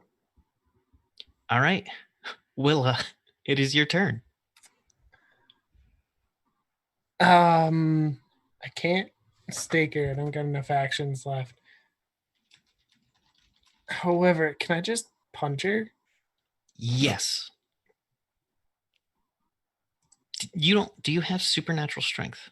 No, I do not. Okay, so yeah, you can just punch her, but it's not going to do anything. Do you have a Yeah, cross on you? No, I do not.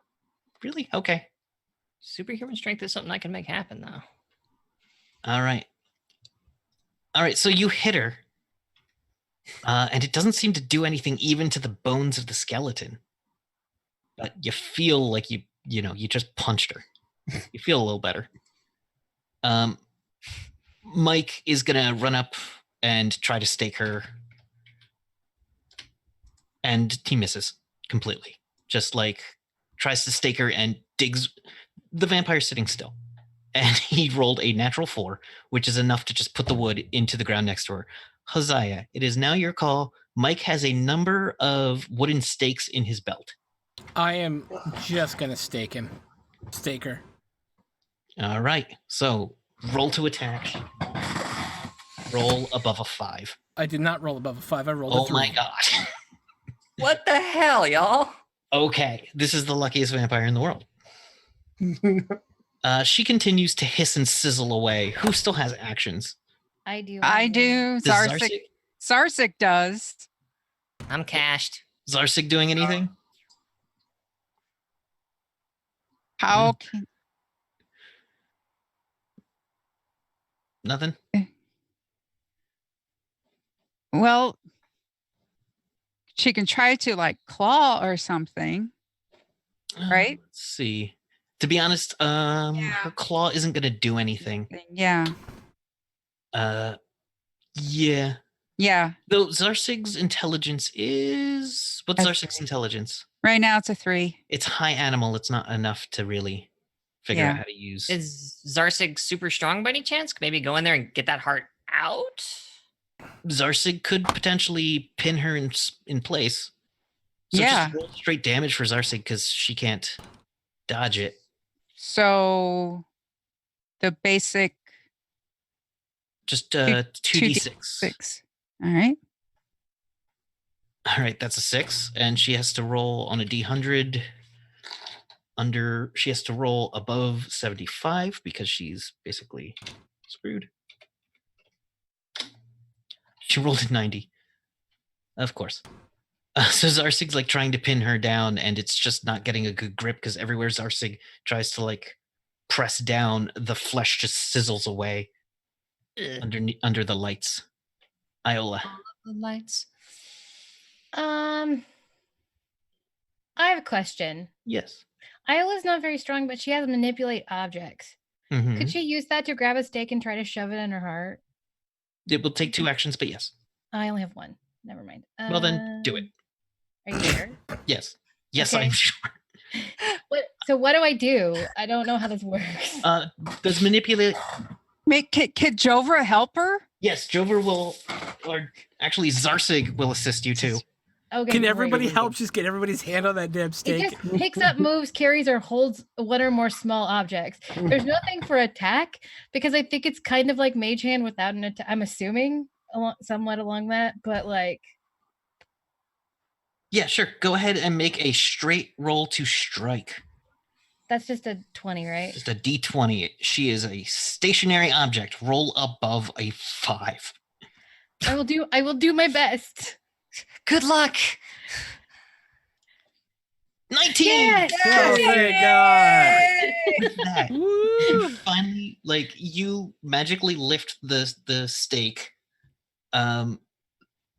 Zarsig like gets a flying start and is trying to like jam the stake in the side of her head, and Jovra comes up and just like kicks it in with her boot right into the vampire's heart, causing the vampire to just completely collapse into a pile of bones. Burn that shit. Burn that shit. All right, so Remove Jovra, heads and then burn that shit. it is your turn. I know we're going to burn that shit, but I see what she had and I pick up the Crystal chakra. Yes. May I use it to decapitate her? Absolutely. So, you pick it up and it glows with a resonance. It feels familiar to your hand. You, in your mind, you remember the woman who carried this, I believe. Was it your grandmother? Yes. Yes, your grandmother, and you remember her spending hours when you were a teenager making sure you knew how to use it, how to perfectly hit a target from as far away as possible. Now, you touch it, and it glows with power it didn't have in Janae's hands. And you strike for the neck, and you just decapitate her completely. The vampire starts to catch fire, and just the bone sizzles away into dust at your feet.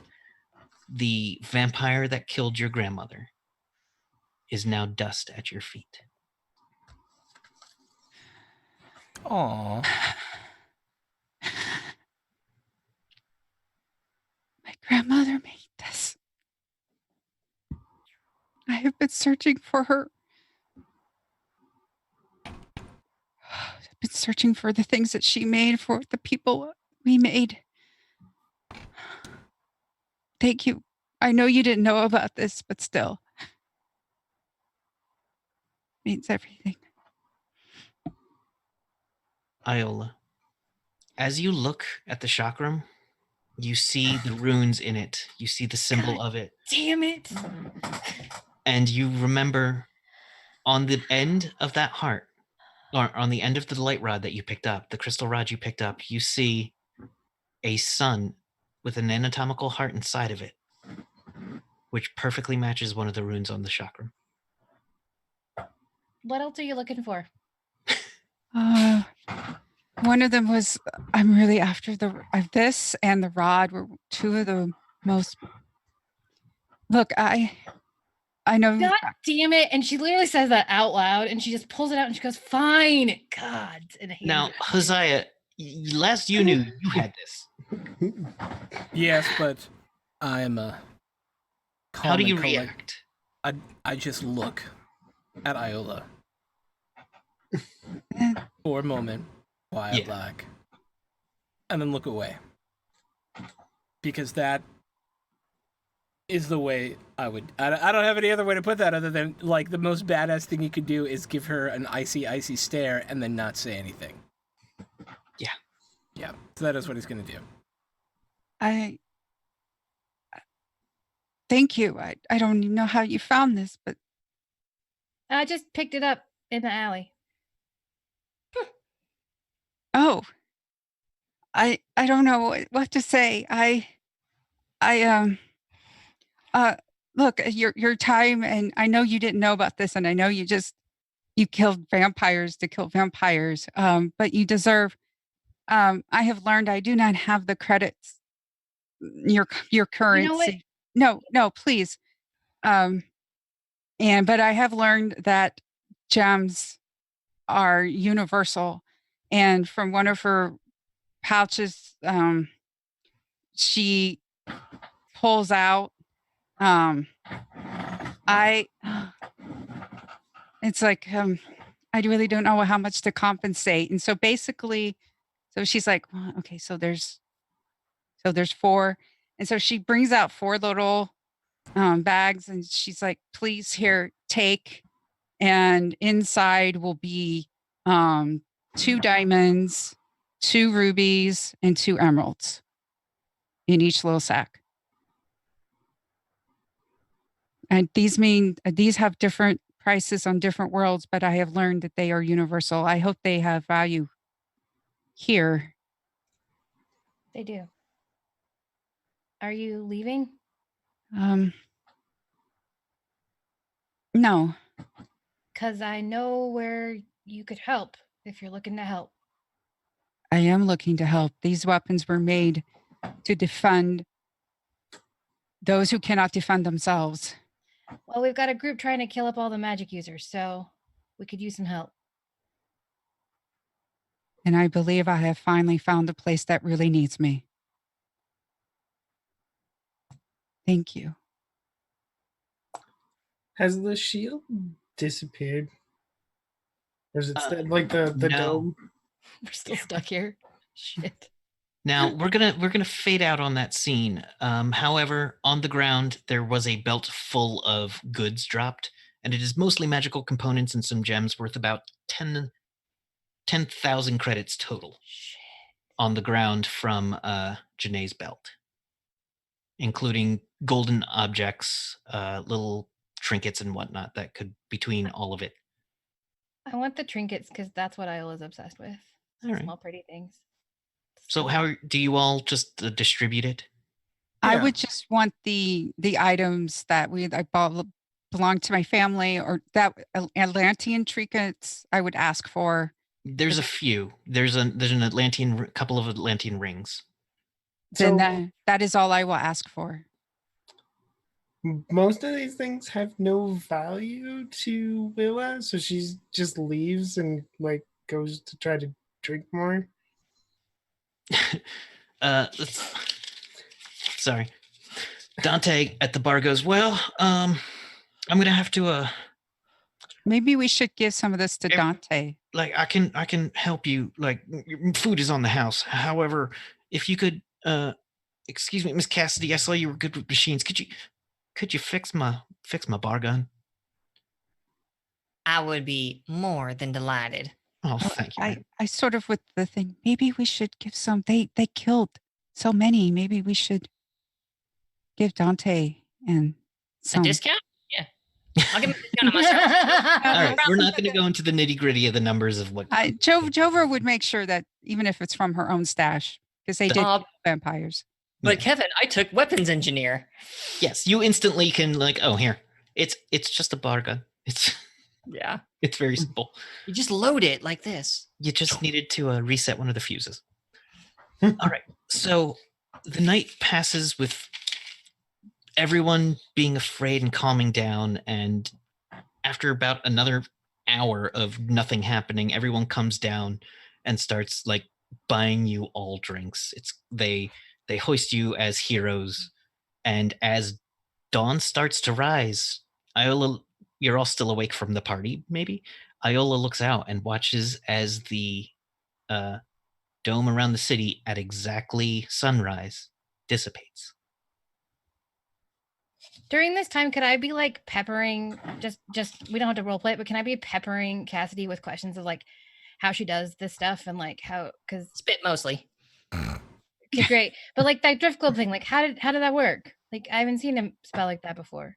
Like the bright light thing. Oh, the globe thing. Oh, well, Yeah.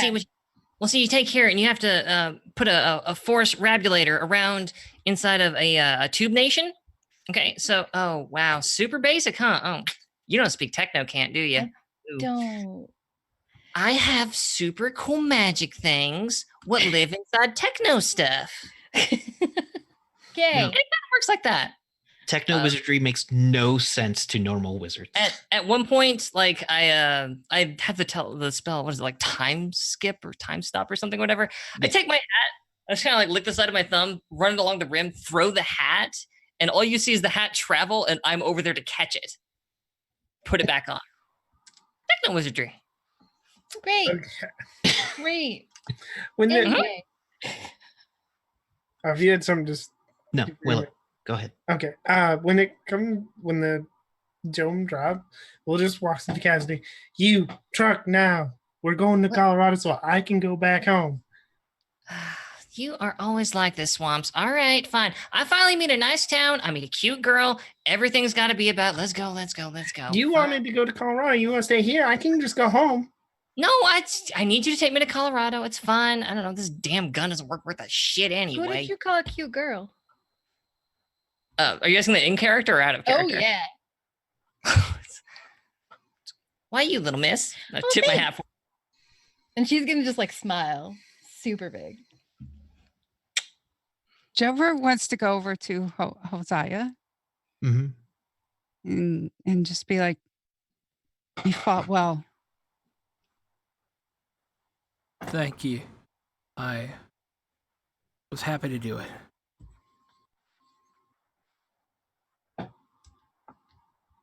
Iola mentioned there is a war coming. I don't know if that is something you are willing to do, or I do believe my travels take me further west.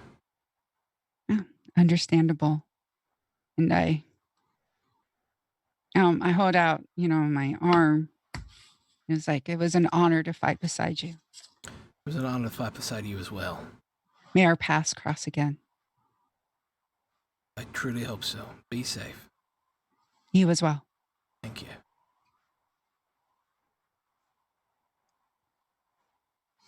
All right. Hosea is then going to start up his bike and head out of town. And as he heads out of town, we're going to zoom out and follow Hosea with the camera. Oh, interesting. And as Hosea rides away, about 5 miles out of town, he just gets an intense look on his face and stops in place. As two men, or a man and a woman comes up. It is Charla, the Soul Reaver, with her goat-horned helmet, the evil mage that put the shield on the town for payment, and says to the man next to her, who is wearing a punk rock denim jacket covered in spikes on the shoulders with patches that say things like "Born to Die" and "Demon at Heart" on it. And he's got long, stringy blonde hair. And Charla says, I've got him stuck in time for a moment. You told me to look out for him, and I found him for you. I found him for you, Mr. Harkness. And he goes, give me a moment with him. Excuse me. Just back up so you can't hear this, and then I'll come and pay you.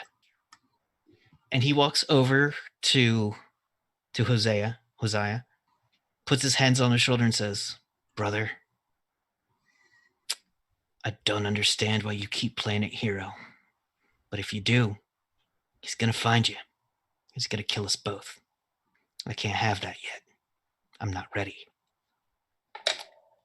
I don't know why it didn't work last time, but let's see if second time's the charm. And blue veins on his forehead pulse and glow with psychic power as he touches Hosea's skull, and the blue veins form on Hosea's skull as memories just leach out of Hosea into this other man. And he says, and the blue pulsing veins stay on his head as he rips the memories out of Hosea's mind. And then he goes, you get a third life, brother. Let's see what you do with this one. And he turns and walks away. And Hosea, the bike falls over. You don't know your name. You remember a cowboy hat? You remember fighting, just a need to fight evil. And in the saddlebags of your bikes, one of the saddlebags opens as the bike falls over, and inside is a crystal disc, sharpened on the edges, with runes around the side.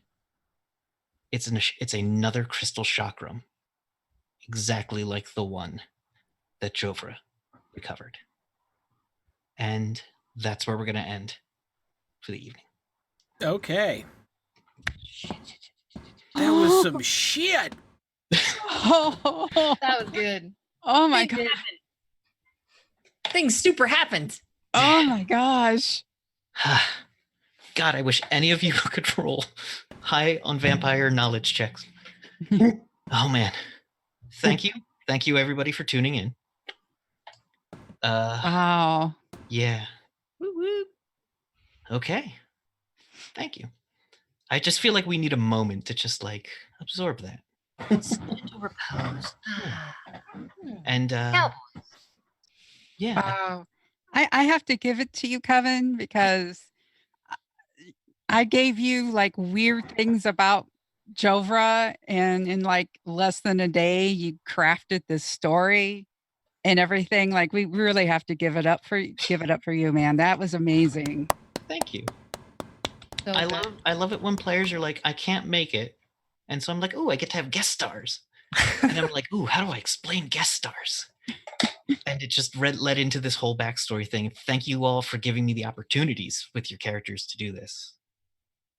I do have one question. Yes. Then do Jovra and I recognize Harkins? Not exactly. He looks Okay. entirely different. Not Okay, it was entirely just a different. question. The scar wasn't nearly as big. Okay. He was wearing a baseball hat, different haircut, riding a motorcycle, different Okay. like kind of sound to him. He didn't really talk about his powers or show them much.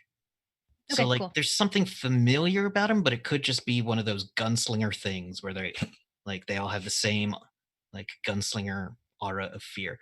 Like if something like you just need like one or two hints hmm and it wouldn't be much of a leap to figure it out. Okay. But you don't know it yet. That's cool. I like it. And this could, and considering, did with Jover giving them that, like she knows it's a lot. Like, was it like a lot? Like, could this be where he got the money to get the Delilah? No. Mm. This is not where he won Delilah. Oh, he won Delilah. I have decided that Delilah, much like the Millennium Falcon, was not purchased. I deeply enjoy that, and I'm 100% all about it. It's a All right. very good verb. But One is a very good verb. He could have used the money that he got from her to win it. Yes, he could. He could use that money to ante into the pot to enter the tournament where he won. All right. So It's awesome. let's go around and do our outros. If you want to tell us what you are, maybe one thing you like that someone else did. I'm going to start with our guest stars. Let's start with Nerdy Teddy. Hi. Thank you for running this. I'm a little sad that the mind control didn't work, because I was really hoping we might actually get to come up with the fact that my character was immortal and healing factor and had 241 MDC. Oh yeah, your character's awesome. What? What? Yeah. That's amazing. I'm sorry. What? What? Yeah, Will is a What tank. doesn't have that much MDC? Nope. I have superpowers. Don't give away all your secrets unless you want. Yeah. Well, kind of want to. Go for it. But I have superpowers, and 3 of them give me extra MDC. Apparently. Willa is nigh unkillable. Wow. That's so good. But yeah, I'm Nerdy Teddy. I run the mass game on Monday nights. You can come see teenagers meet their teenage children from the future. It was fun. Shit's popping off. Thursdays, I rotate my weeks with Pokemon. And Saturday is the last game of Pride After the Fall. And I really like the sun globe. That was a nice touch. So thank you again. All right, thank you. And let's skip over Hosea for now and go to Cassidy. Hey, that's me. Hi, I remain Fox Barrett. You can find me on the Twitter at Fox_Barrett. I think my favorite thing that happened tonight, honestly, was just two extremely angry women with a skeleton. Like, well, I'm gonna set this half on fire. You set that half on fire, and just the division of labor there. It just really warmed my heart. Bond over murdering vampires. Yeah, like really, what brings people together? Like burning skeletons. So I particularly enjoyed that. Whew, what the hell am I doing on the channel? Okay, so Nerdy already hooked you up. Monday nights, 9:30 p.m. Eastern Time, Masks, Aegis, Shield of Earth. I'm in that. I might die next time. Some real big stuff's going down. We're kind of reaching the pinnacle of a storyline here. Go back and watch old episodes and then get caught up. Or just watch me die. It'll be fun either way. It's going to be awesome. I got to meet my kid, though, so that was good. Saturday, June 15th, 8 p.m. Eastern Time. It is the final episode of Pride After the Fall. We are going to be playing Dream Askew. And we had a lot of feelings in episodes 1 and 2. So come have more feelings with us. Get caught up or not. This one is kind of standalone. It'll be fantastic. I love it. And then Sunday nights, midnight EST, easily my favorite thing on this channel. Emissaries of Avithna is a game I am in with a certain somebody else in this wonderful game we played tonight. Lions and mops are falling in love together, and we're going to save the world. No, we're not. But it's amazing and like really weirdly horny. Y'all should come watch it. I want to say thank you both for guest starring. It's been amazing. Thank you for this opportunity to completely fumble the ball 4 times in a row. I gave you a perfect vampire killing weapon, and it just could not hit. That's the way the rolls go. I also want to say Pride After the Fall has been amazing to watch. Thank you so much. It means a lot to me. All right. And now we're going to pull it back to our normal players. Let's see. I'm going to start with Jovra this time. Hi, I'm Michelle Ealing. Find me on Twitter at Michelle Ealing. Right now, this is the only show that I'm on with the network. I also do 2 podcasts. One is called Legends of S.H.I.E.L.D., which is about Agents of S.H.I.E.L.D. and other Marvel properties. And one called Starry Tribune, where we talk about DC. Right now, we're talking about DC's Legends of Tomorrow, which is batshit crazy. And we love that it's batshit crazy. Let's see. Favorite thing. First, I was surprised my character was like the way it was, but Atlanteans really like just matter of fact. So when Iola just came up, it wasn't like when she said, "Oh, I appreciate this."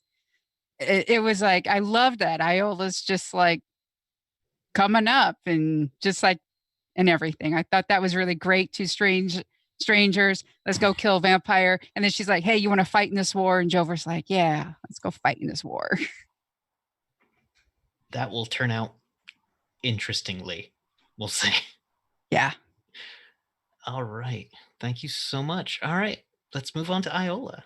So I'm Kate. I go by me and Midair on the Twitters and the Instagram. And gosh. I mean, can I do 2 things? Yes. Because Kevin, what you did at the end was masterful and brilliant. And God darn it. I almost cried. That was just beautiful. I think you deserve just that for that. That makes me extremely happy. Thank you. Yeah, it was just really, really good. And let's see, my other favorite thing for the night. I am just a huge fan of anybody being flippant to powerful beings. So I was a big fan of Hosea just like being super flippant to the Soul Reaper, like just like whatevs. You weren't taking shit from her. Yeah, so it's pretty great. And let's see, I am here on Tuesday nights with this great group, and then I am here on Friday nights with Throck in the Dragon Dark Days campaign. We're a bunch of idiots who have not yet died in Jolts, so that's impressive. And then that's at Friday nights at. I'm bad with the EST, Throg. What time is 9. it? It's at 9 9. EST, 8 9 Central, EST. 7 Great. And Mountain, then 6 Pacific. I am the storyteller for the Emissaries of Avithna game on Sunday nights at midnight, and they are a great group of people, super queer and super fun. And again, amazingly and weirdly horny. It's kind of true.